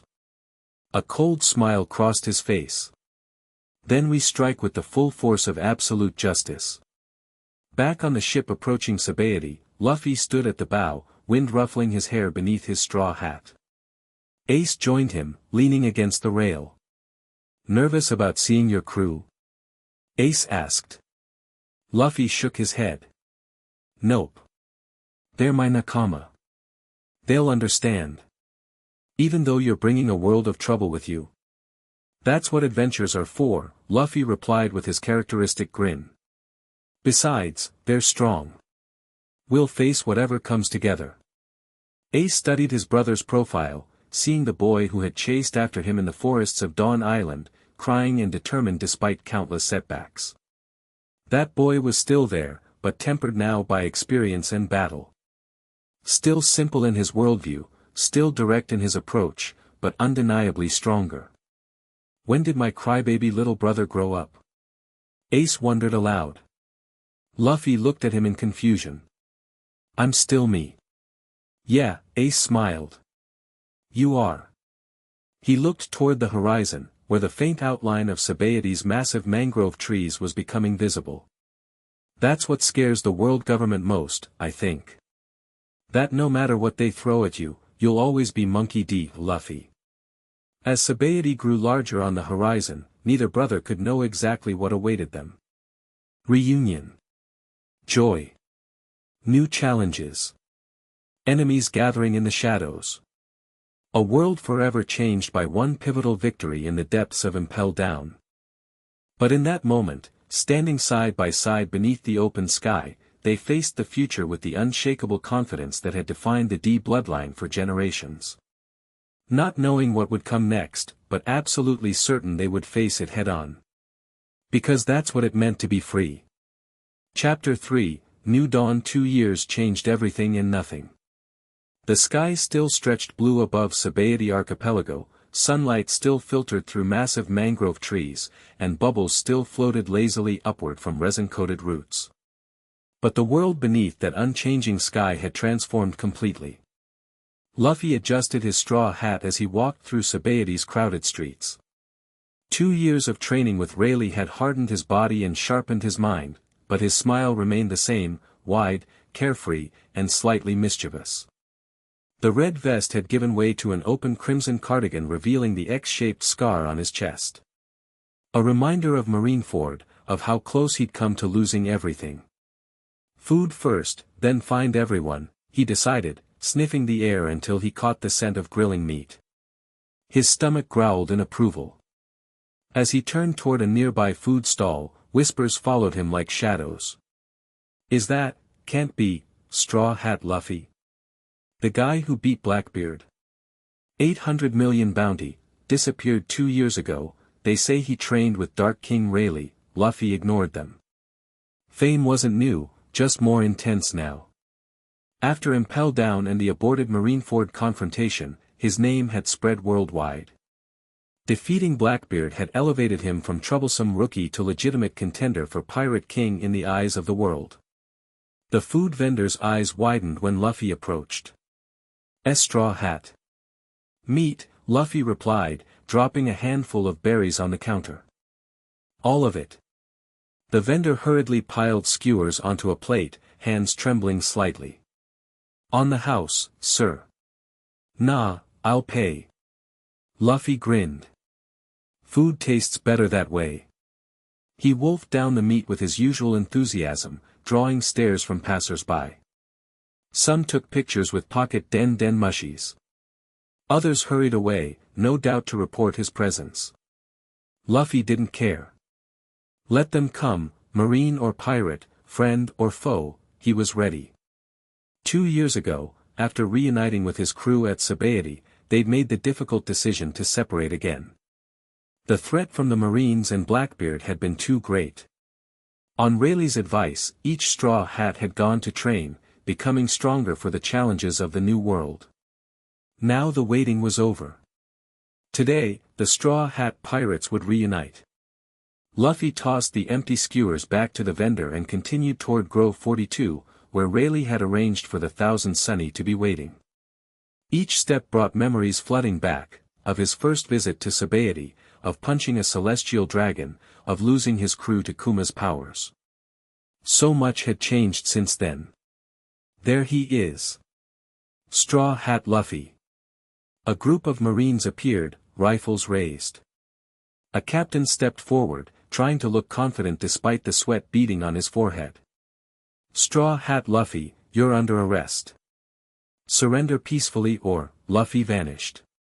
One moment he stood in the Marine's sights, the next he was behind them, still walking as if nothing had happened. Where'd he, behind us? The Marines spun, firing wildly, but Luffy was already gone, having used observation hockey to predict their shots and sky walk, a technique he'd adapted from watching CP9, to move through the air in quick bursts. Don't have time to play, Luffy called over his shoulder, waving casually. Meeting my friends. He picked up his pace, running now, excitement building. 2 years was too long to be apart from his nakama. Would they have changed as much as he had? Would Nami's maps cover more of the world? Would Usopp have new gadgets? Would Sanji have learned new recipes?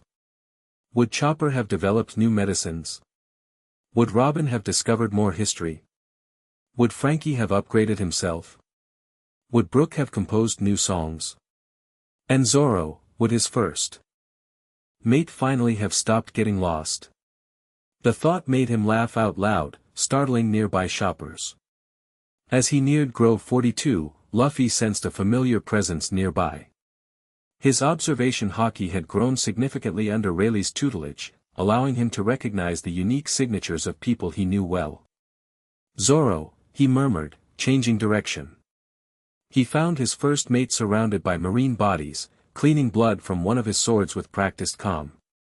2 years had added bulk to Zoro's frame, and a scar now sealed his left eye shut. 3 swords hung at his hip, including Wado Ikemanji, the white blade he'd carried since childhood. "Yo!" Luffy called, landing beside him.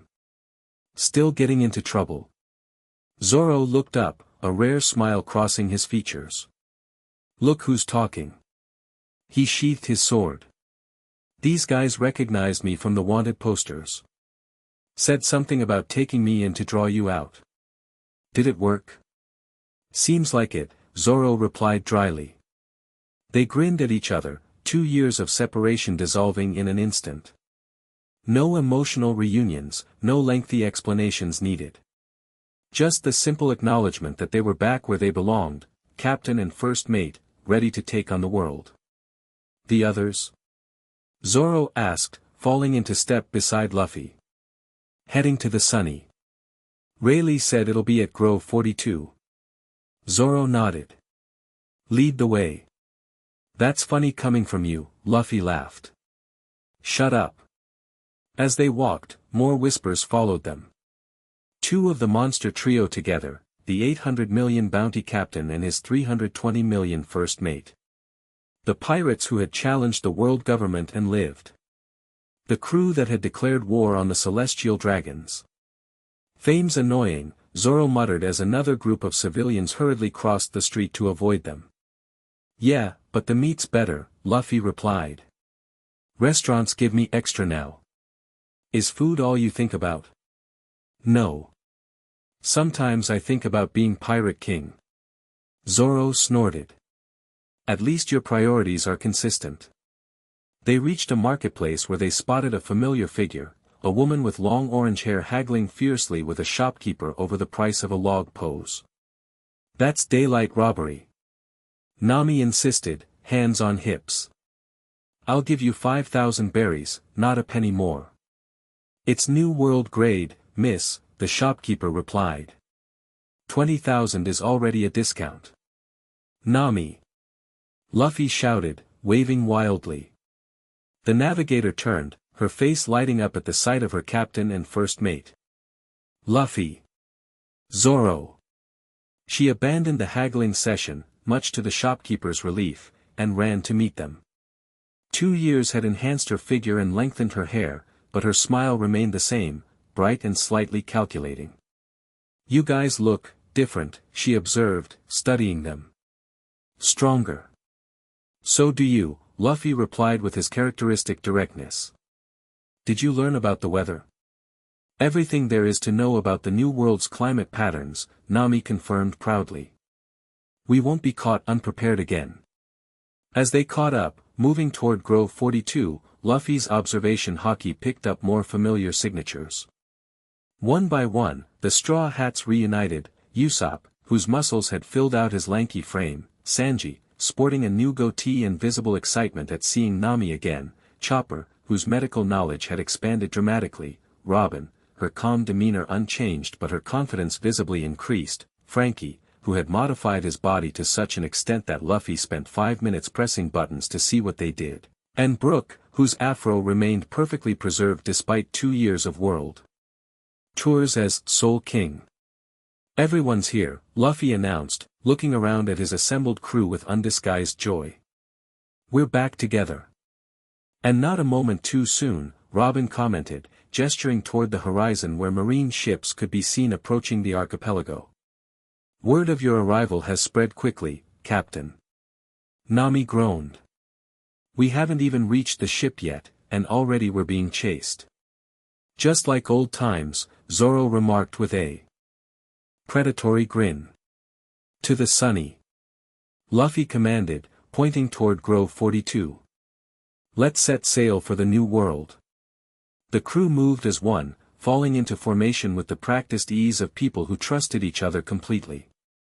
Even after 2 years apart, they remembered how to function as a unit, Zoro and Sanji taking point, Robin and Nami in the center with Chopper, Usopp and Frankie covering the rear, and Brook and Luffy ready to move wherever needed.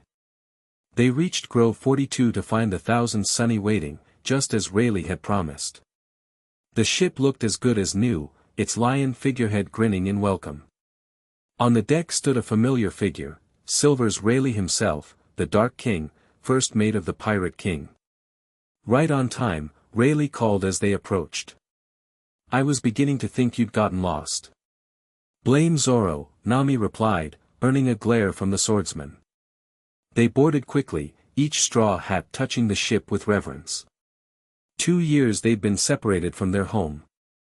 2 years of training and waiting for this moment. She's in perfect condition, Frankie announced after a quick inspection. That old man Rayleigh kept his word. Of course I did, Rayleigh replied, chuckling. I wouldn't risk Luffy's wrath by letting anything happen to his precious ship. The Dark King turned to Luffy, expression turning serious. The Marines are closing in. 3 battleships, led by Vice Admiral Doberman. They're determined to prevent your entry into the new world. Luffy cracked his knuckles. Let them try. One moment, Captain. Usopp interrupted, pulling a newspaper from his bag. You should see this before we go. The front page headline read, Blackbeard claims Whitebeard territory, growing threat to world stability. Luffy's expression darkened as he scanned the article. According to the report, Blackbeard had spent the past 2 years building a new crew and systematically conquering former Whitebeard territories. His bounty had risen to 2.2 billion berries, and rumors claimed he was hunting devil fruits, adding their powers to his crew. He's been busy, Zoro observed. And he's still looking for you, Robin added, pointing to a quote in the article where Blackbeard specifically mentioned his desire to settle the score with Straw Hat. Luffy handed the paper back to Usopp. Doesn't matter. If he wants a rematch, I'll beat him again. It won't be that simple, Rayleigh warned. Teach is dangerous, Luffy. Even more so now that he's had time to gather power and allies. The defeat you handed him at Impel Down has festered like an open wound. He won't rest until he's destroyed you. Let him try, Luffy repeated, firmer this time. I'm stronger too. Rayleigh studied his student, seeing the determination in his eyes. After 2 years of training, Luffy had indeed grown tremendously. His haki had developed beyond expectation. His devil fruit mastery had reached new heights. But most importantly, his spirit remained unbroken and unbowed. Very well, the Dark King conceded. But remember what I taught you about choosing your battles wisely. Luffy grinned. I remember. Sometimes you gotta punch right through, and sometimes you gotta go around. Close enough, Rayleigh sighed, though his eyes twinkled with amusement. Now, I believe those marine ships are getting rather close. Perhaps it's time for me to take my leave and for you to begin your journey. The crew prepared the ship for departure, each moving to their stations with practiced efficiency. Nami checked the log pose, a new, 3-needle version designed for the new world's chaotic magnetic fields. Frankie primed the coup de burst system. Sanji secured provisions in the galley. Chopper organized his medical supplies. Usopp loaded ammunition into his various weapons. Robin kept watch with her sprouted eyes. Brook tuned his violin for a departure song. Zoro stood at the rail, hands on his swords, ready for whatever came. And Luffy took his place at Sunny's figurehead, his special seat, staring toward the horizon with uncontained excitement. Everyone ready, he called. Aye, Captain, came the unified response. Rayleigh stepped onto the rail, preparing to jump to the dock. The current king of the pirates, Roger, conquered the Grand Line. I'm looking forward to seeing what the next king will accomplish. With that parting statement and a proud smile, the Dark King leapt from the Thousand Sunny, leaving the next generation to forge their own path. Frankie! Luffy shouted. Coup de burst. You got it, Straw Hat. The cyborg grinned, slamming his palm onto a large button. Coup de burst. Compressed air exploded from the Sunny's rear, sending the ship flying into the sky. Below, the approaching marine vessels opened fire, but their cannons fell short as the Straw Hat pirates soared over their blockade. We're flying! Chopper exclaimed, stars in his eyes despite having experienced this before. Next stop, Fishman Island. Luffy shouted, laughing as the wind whipped past his face. And then the new world. The Thousand Sunny arced through the sky before splashing down far beyond the marine ships, quickly gaining speed as its sails caught the wind. Behind them, Sabaody Archipelago grew smaller, the Marines left scrambling to change course and pursue. Their following, Robin observed calmly, crossing her arms to sprout eyes on the stern. Let them, Zoro replied. We're faster. Nami checked the log pose. We're on course for Fishman Island. Once we reach the descent point, they won't be able to follow. Marine ships can't handle the underwater journey. Luffy bounced with excitement. Fishman Island. Jinbe said he'd meet us there. After the events at Impel Down and Marineford, Jinbe had become one of Luffy's strongest allies. The fishmen had spent much of the past 2 years working to improve relations between humans and fishmen, using Luffy's actions as an example of humans who respected fishermen rights. Think the Marines will give up before we reach the descent point? Usopp asked, peering nervously at the pursuing ships. No chance, Sanji replied, lighting a cigarette. Not with our bounties. Especially not with Luffy's.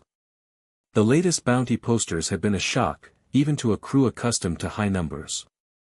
Luffy's 800 million topped the list, followed by Zoro's 320 million, Robin's 250 million, Sanji's 230 million, and the rest ranging from 100 to 200 million.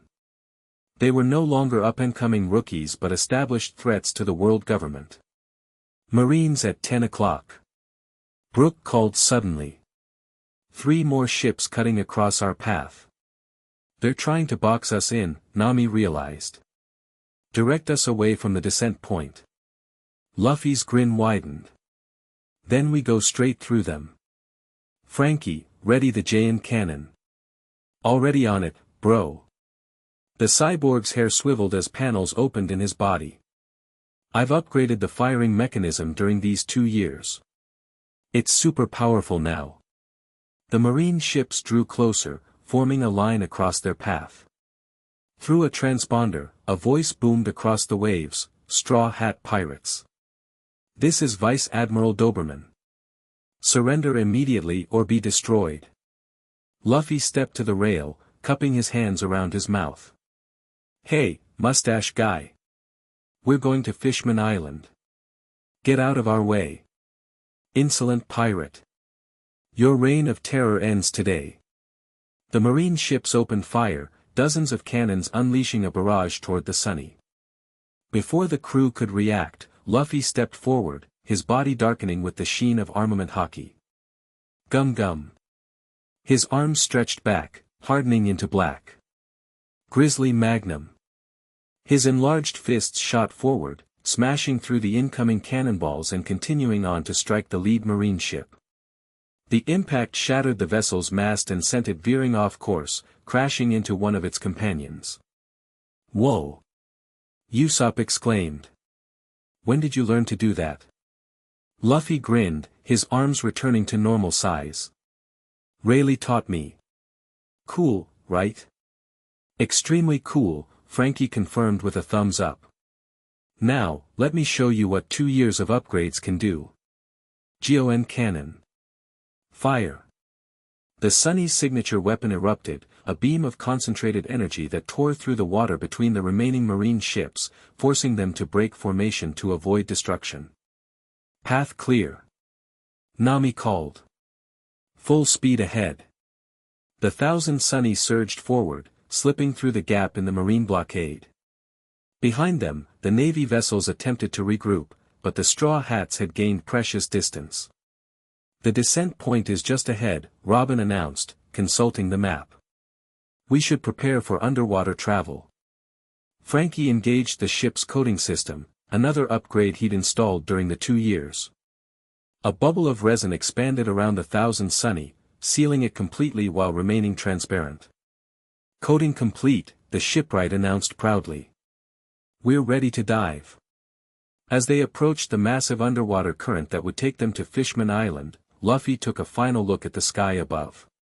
For 2 years, he'd trained with a single purpose, to protect his nakama in the dangerous waters of the New World.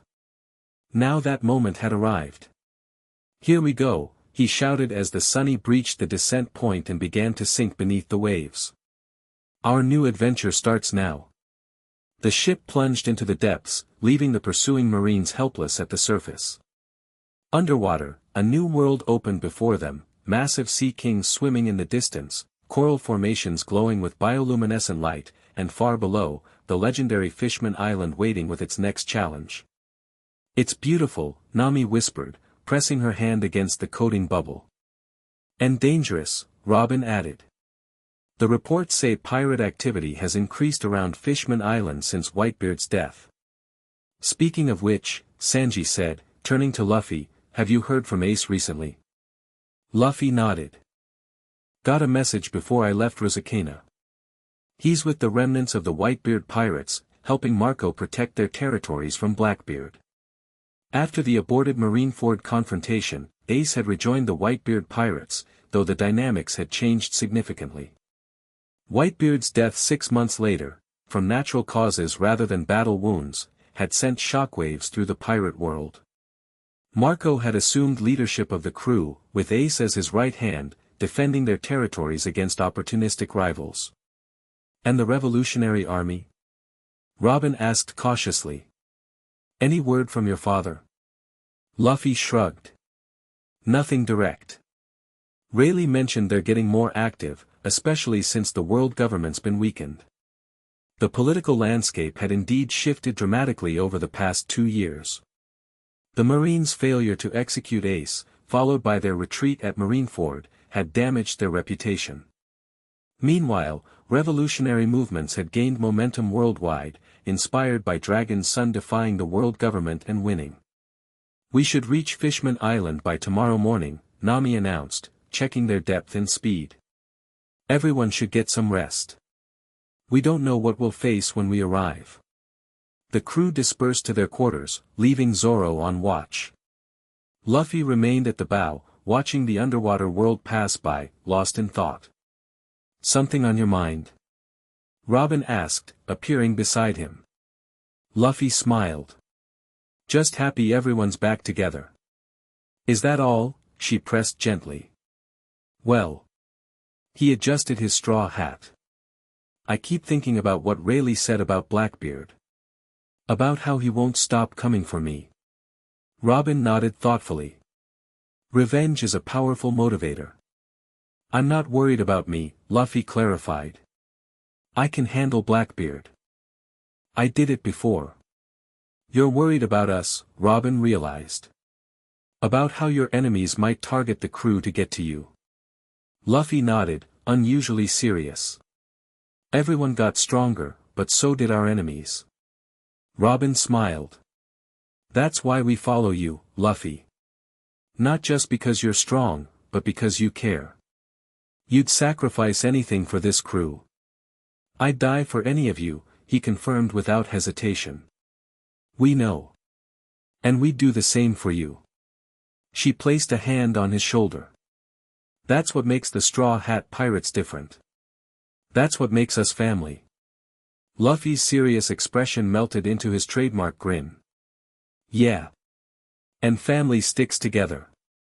Exactly. Robin turned to leave, then paused. By the way, I've been researching the poneglyphs during our separation. I believe I'm getting closer to understanding the Void Century, and perhaps even the significance of the Will of D. Luffy tilted his head. The Will of D. Your middle initial, she explained. It appears throughout history at pivotal moments. Your father has it. Gold Roger had it. Even Blackbeard claims it. Ace has it too, Luffy added. He's Portgas D. Ace. Robin nodded. Precisely. It's as if those who bear the D are destined to shake the foundations of the world. She smiled mysteriously. Sweet dreams, Captain. As Robin departed, Luffy turned back to the underwater view, pondering her words. The will of D. His lineage. The destiny she hinted at. None of it changed his goal, to become king of the pirates, to be the freest person in the world. But it added weight to his journey, a sense that his path had been walked before by others who shared his name. Doesn't matter, he decided aloud. I'm still just Luffy. The night passed peacefully, the Sunny continuing its descent toward Fishman Island. When morning came, or what passed for morning 10,000 meters beneath the sea, they found themselves approaching their destination. Fishman Island loomed before them, a massive bubble enclosing an underwater paradise. Coral buildings rose in colorful spires, while fishmen and merfolk swam freely between them. At the center stood the royal palace, glittering with pearl inlays and surrounded by the famous Mermaid Bay. We made it! Chopper exclaimed, bouncing excitedly. Mermaid Paradise. Sanji spun in place, hearts replacing his eyes. My 2-year training in hell was worth it for this moment. As they approached the entrance bubble, Luffy spotted a familiar figure waiting for them, a massive blue fishman with a whale shark appearance and the Sun Pirates tattoo displayed proudly on his chest. Jinbe. Luffy waved enthusiastically. Once through the entrance procedures, the coating bubble was removed from the Sunny, allowing the crew to disembark. Jinbe greeted them with a broad smile, clasping Luffy's hand in a firm shake. Straw Hat. You look well. Training with Rayleigh clearly paid off. Shishishi. I got super strong. Luffy confirmed. How are things here? Jinbe's expression grew more serious. Complicated. After Whitebeard's death, Fishman Island lost its protection. For a time, Big Mom claimed us, but recently. Recently what? Nami prompted when he hesitated. Recently Blackbeard has been making overtures, Jinbe admitted. Offering protection in exchange for allegiance. The royal family has refused so far, but his envoys grow more insistent. Luffy's expression hardened. Blackbeard's coming here. Not personally, but his influence is spreading. Jinbe looked directly at Luffy. Word of your arrival will reach him quickly. He has spies everywhere. Good, Luffy replied firmly. Let him know I'm back. Jinbe led them through the streets of Fishman Island toward Ryugu Palace. As they walked, the citizens stared and whispered. Some looked frightened, others curious, and a surprising number seemed openly supportive. You're something of a hero here, Jinbe explained, noticing Luffy's confusion at the positive reception. After what happened at Impel Down and Marineford, many fishmen see you differently. A human who fought alongside fishmen, who values friendship over species, it's changed perspectives. I just wanted to save Ace, Luffy replied with characteristic simplicity. Sometimes the most profound changes come from simple actions, Jinbe observed wisely. At the palace, they were greeted by the royal family, King Neptune, a massive merman with a trident, and his children, the mermaid Princess Shirahoshi, who shrieked and hid behind a column when Luffy looked at her, Prince Fukaboshi, stern and dignified, Prince Roboshi, rhythmically swaying as he spoke, and Prince Manboshi, round and jovial. The Straw Hat Pirates. King Neptune boomed. Welcome to Fishman Island. We've heard much about your exploits, particularly yours, young captain. Luffy picked his nose casually. Thanks, big fish guy. Show some respect. Nami hissed, smacking the back of his head. Neptune laughed heartily. No offense taken. Any friend of Jinbe is a friend of the royal family. The initial pleasantries were interrupted when a palace guard burst in, panic evident on his face. "Your Majesty! Intruders in the plaza. They claim to be Blackbeard pirates." The room fell silent.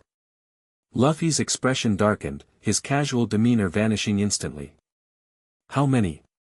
Jinbe demanded. "5, Sir Knight.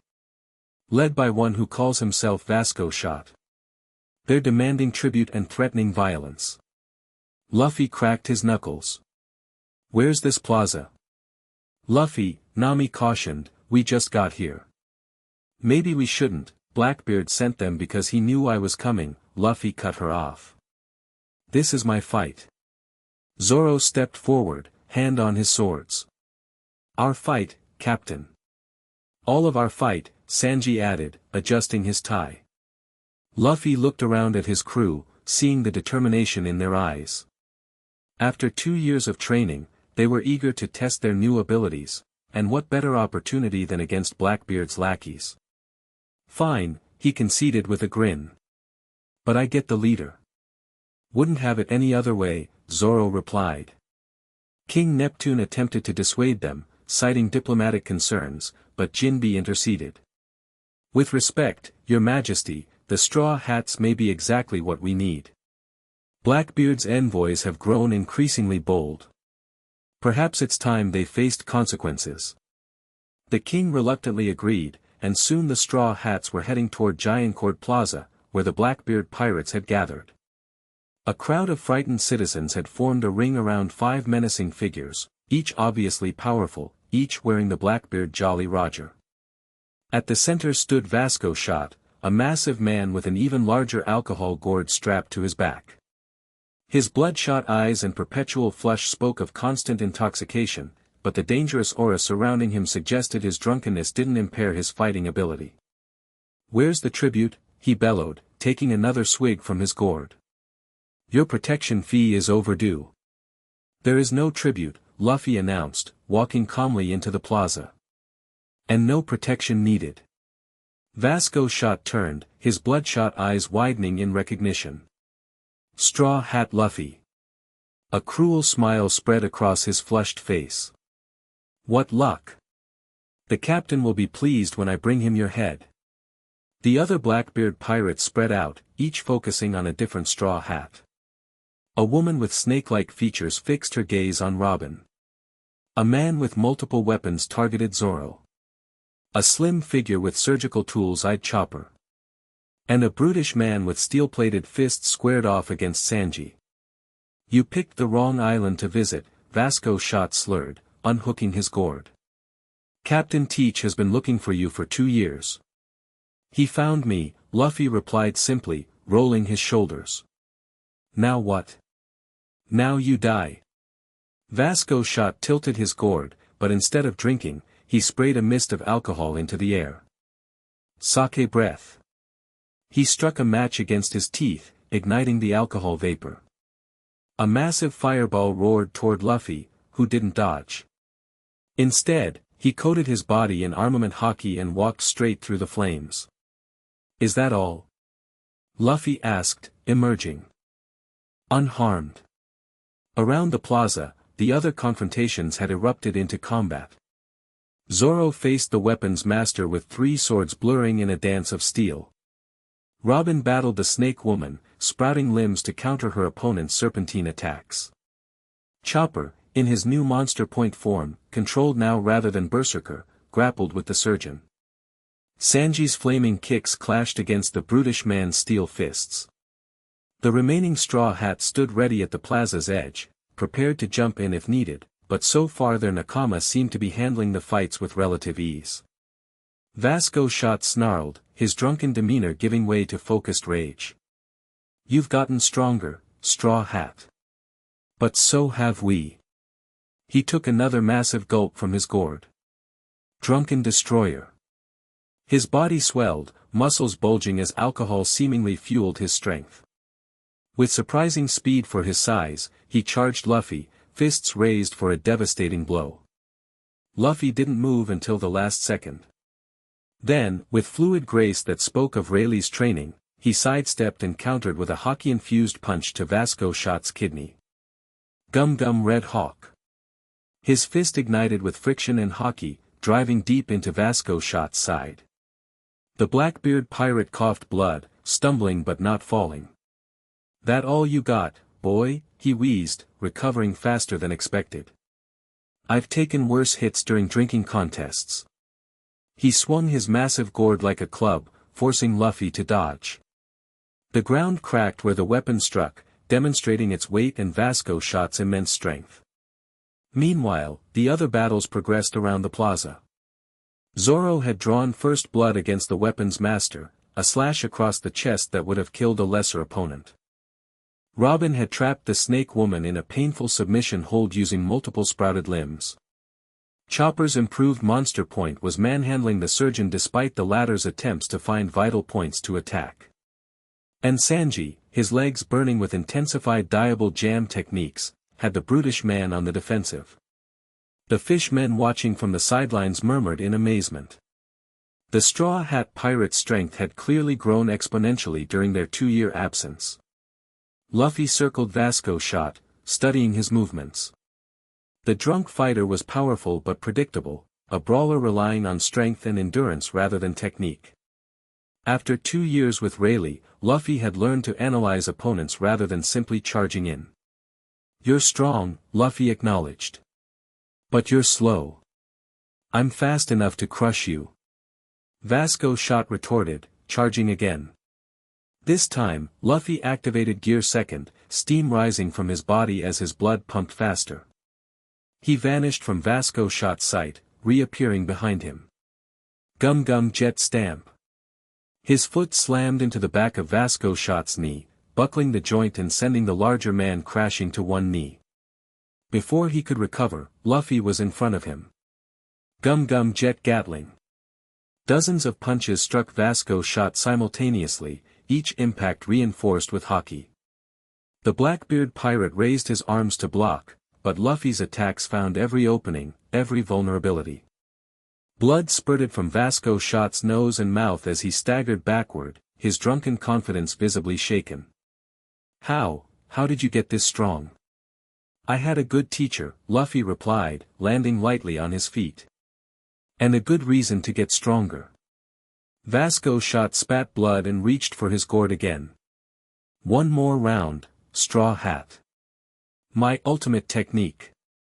He drained the remaining contents in a single gulp, his body swelling further, veins bulging across his reddened skin. Drunken demon mode. His aura changed, becoming darker, more menacing. The plaza's stone floor cracked beneath his feet as he took a heavy step forward. "In this state, I feel no pain. I know no limits. I am unstoppable." Luffy watched calmly, then removed his straw hat, placing it carefully on the ground beside him. Gear Fourth. He bit into his arm, blowing air into his muscle tissue. His body transformed, expanding, hardening with hockey, taking on the bouncy properties that characterized his newest and most powerful form. "Bound man," he announced, his voice deeper in this state. Around the plaza, fighting paused momentarily as everyone, Straw Hats, Blackbeard pirates, and fishmen spectators alike, stared at Luffy's transformed state. Even his own crew members, who hadn't seen this form before, looked shocked. "What the hell is that?" Vasco Shot growled, momentarily uncertain. "This is what I learned during 2 years of training," Luffy replied, his arm swelling as he prepared his attack. Gum Gum. Calm Gun. The impact sent Vasco Shot flying across the plaza, crashing through multiple buildings before coming to rest in a broken heap several hundred meters away. The shockwave from the punch rippled outward, creating a momentary vacuum that sucked debris toward the impact point before blasting it outward again. Silence fell over the plaza. The remaining Blackbeard pirates stared in disbelief at their defeated comrade, then at the bouncing, hockey-covered form of Monkey D. Luffy. "Anybody else want to try?" Luffy asked, his voice retaining its Gear Fourth depth. The weapons master dropped his swords, raising his hands in surrender. The snake woman, still trapped in Robin's hold, hissed but ceased struggling. The surgeon backed away from Chopper, and the brutish man sank to his knees before Sanji. "Take a message to Blackbeard," Luffy commanded, reverting to his normal form and retrieving his hat. "Tell him Straw Hat Luffy is back. Tell him if he wants a rematch, I'm ready. But leave innocent people out of it." The defeated pirates nodded frantically, gathering their unconscious comrade and retreating from the plaza as quickly as their injuries allowed. As they disappeared, cheers erupted from the watching fishmen. What had begun as a tense confrontation had transformed into a moment of liberation, the first time anyone had openly defied Blackbeard's growing influence on their island. Jinbe approached, a satisfied smile on his face. "That should buy Fishman Island some peace, at least temporarily." "They'll be back," Zoro predicted, sheathing his swords. "With more men next time." "Let them come," Luffy replied, adjusting his hat. "We'll be ready." The victory celebration at Ryugu Palace that night was exuberant. King Neptune declared the Straw Hat Pirates honored friends of Fishman Island, and citizens came from across the kingdom to express their gratitude. Even Princess Shirahoshi emerged from her tower to thank them, though she still hid behind columns whenever Luffy looked her way. During a quieter moment, Jinbe pulled Luffy aside, his expression serious. "That display of power today was impressive, but it's also dangerous. Word will spread quickly, not just to Blackbeard, but to the Marines and other emperors as well." Luffy shrugged. "Don't care. Let them all know." "You should care," Jinbe insisted. "The balance of power in the New World is precarious. After Whitebeard's death, territories have been in flux. The remaining emperors, Kaido, Big Mom, and Shanks, have been expanding their influences. The Marines have restructured under the new fleet admiral. And Blackbeard, he's been systematically hunting devil fruit users, somehow taking their powers." This caught Luffy's attention. "Taking their powers? How?" "No one knows exactly," Jinbe replied grimly. "But pirates with valuable devil fruits have been disappearing, and later their powers show up among Blackbeard's crew. It's unnatural." Luffy's expression hardened. "All the more reason to stop him." "I agree," Jinbe said. "But carefully. Strategically." He hesitated, then added, "That's why I've decided to accept your previous invitation, if it still stands." "Invitation? To join your crew?" Luffy's serious demeanor vanished instantly, replaced by his trademark grin. "Really? You'll join us?" The outburst drew attention from across the banquet hall, with the other Straw Hats turning to look. Jinbe nodded solemnly. "Yes. My duties here are complete. The island is on a better path, relations with humans are improving, and I believe I can best serve both my people and my own dreams by sailing under your flag." "Awesome." Luffy threw his arms around the massive fishman, stretching to encompass his girth. "Everyone. Jinbe's joining the crew." The announcement triggered another round of celebration, with the Straw Hats welcoming their newest member enthusiastically. Even the royal family seemed pleased by the development, though King Neptune admitted he would miss his trusted knight. As the party continued, Robin approached Luffy again, a thoughtful expression on her face.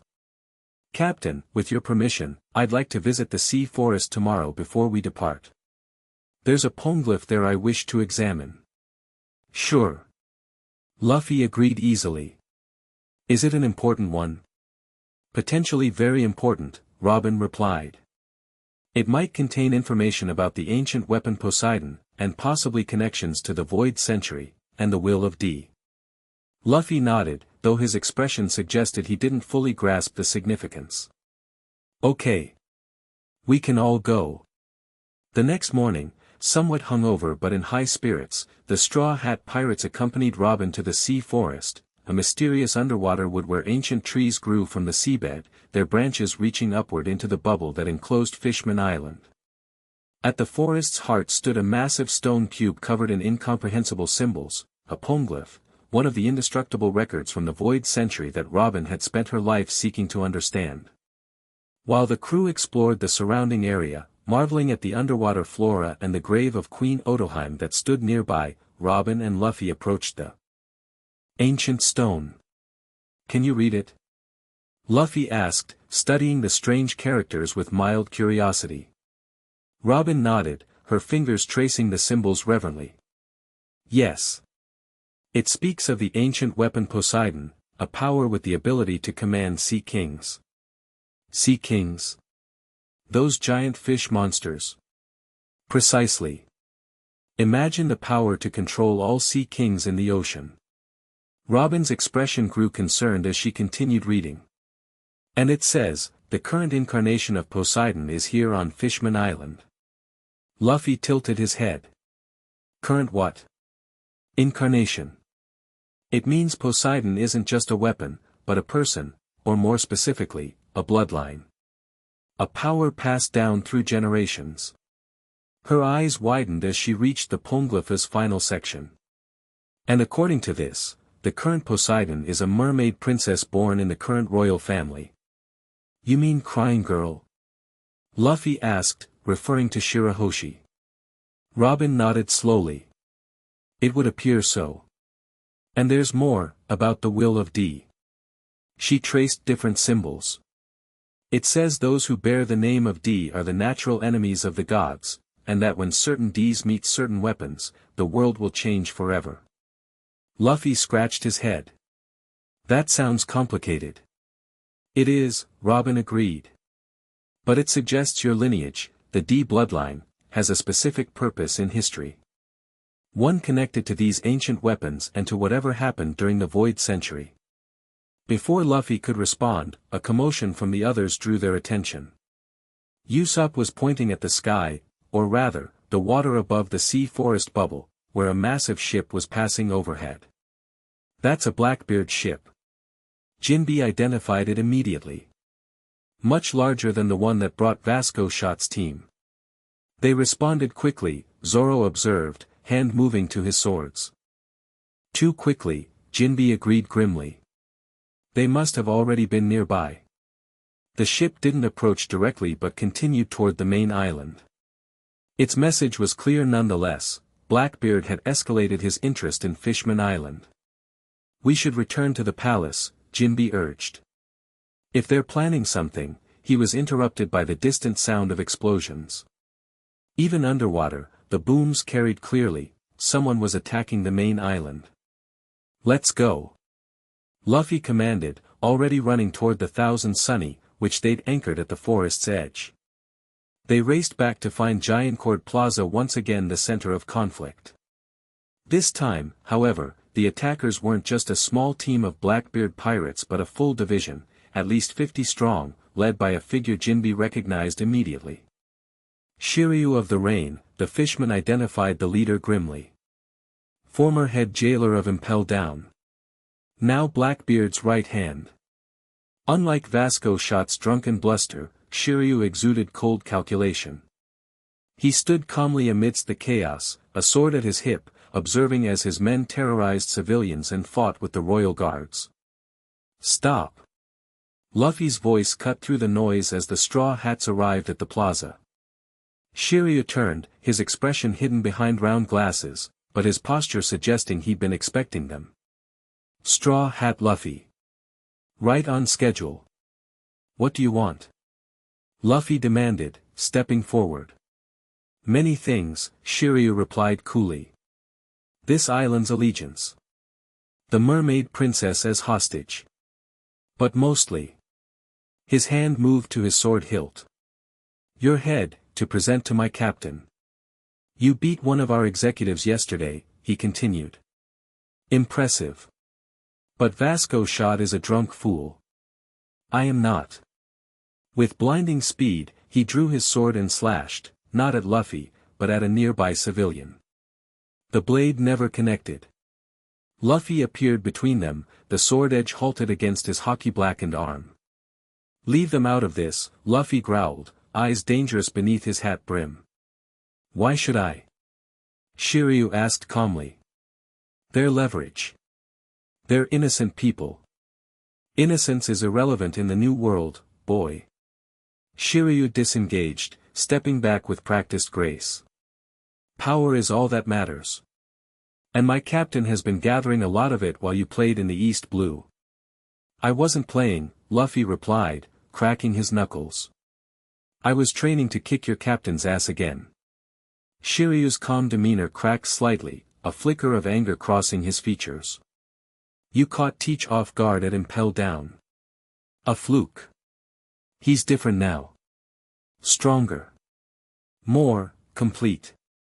The emphasis on the last word carried ominous weight, but Luffy seemed unimpressed. So am I. As they faced off, the rest of the Straw Hats engaged Blackbeard's forces throughout the plaza. Unlike the previous day's skirmish, this battle spread across a wider area, with civilians caught in the crossfire despite the crew's best efforts to protect them. We need to end this quickly, Jinbe called to Luffy, fending off 3 attackers with Fishman Karate. Before innocent lives are lost. Luffy nodded, eyes locked on Shiryu. 1-on-1. You and me. Your crew leaves if you lose. Shiryu smiled thinly. And if I win, your crew surrenders, and this island belongs to Blackbeard. Deal. Luffy. Nami protested. You can't gamble with an entire island. I won't lose, Luffy replied with absolute confidence. The plaza cleared as word of the duel spread. Blackbeard's men formed a ring around the central area, while the Straw Hats stood opposite, tense and ready to intervene if needed.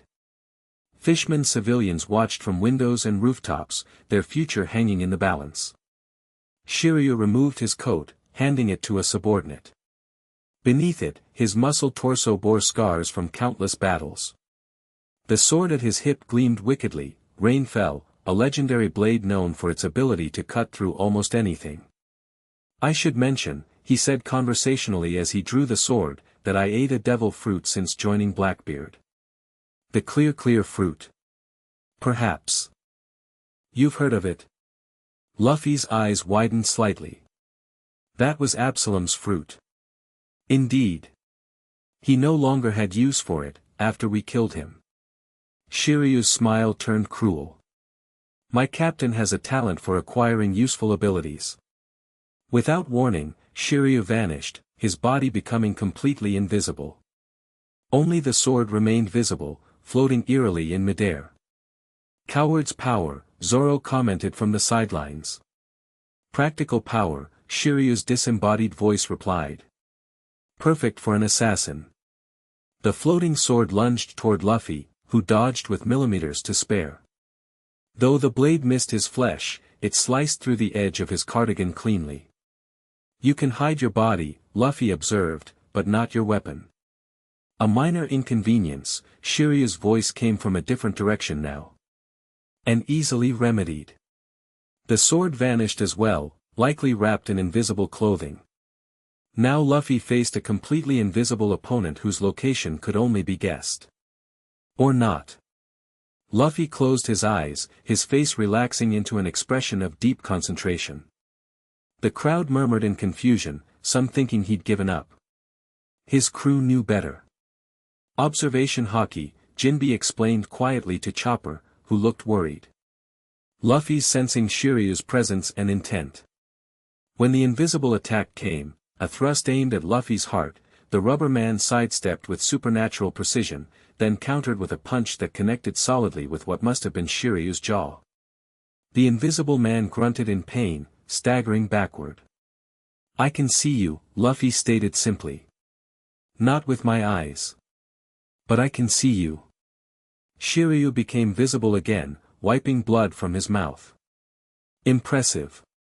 Your haki has developed significantly. He sheathed his sword. Perhaps we should make this more interesting. From his boot, he drew a small flask and drank its contents. Immediately, his body began to change, growing larger, more bestial. Fur sprouted from his skin, his face elongated into a muzzle, and claws extended from his fingertips. Zoan type, Robin identified. Canine model, by the appearance. Wolf fruit, Shiryu confirmed, his voice deeper and growling in his transformed state. My backup for when invisibility isn't enough. Luffy didn't seem concerned by the transformation. 2 devil fruits. That's cheating. My captain rewards loyalty with power, Shiryu replied. This is simply a taste of what awaits in the new world. He lunged forward, combining the wolf fruit's enhanced speed and strength with his swordsmanship. Luffy met the attack head-on, coating his arms with haki to block the blade while dodging the razor-sharp claws. The duel intensified, Shiryu alternating between visibility and invisibility, between human form and wolf form, creating an unpredictable assault pattern. But Luffy adapted quickly, his observation haki tracking the invisible attacks while his armament haki protected against the sword. Gum Gum Red Hawk. Luffy's flaming fist caught Shiryu in mid-transformation, sending him crashing into one of the plaza's decorative columns. The Blackbeard commander recovered quickly, spitting blood. Not bad, boy. But let's see how you handle this. He vanished again, but this time, instead of attacking Luffy directly, invisible movement headed toward the spectators, specifically toward Nami and Usopp. Look out!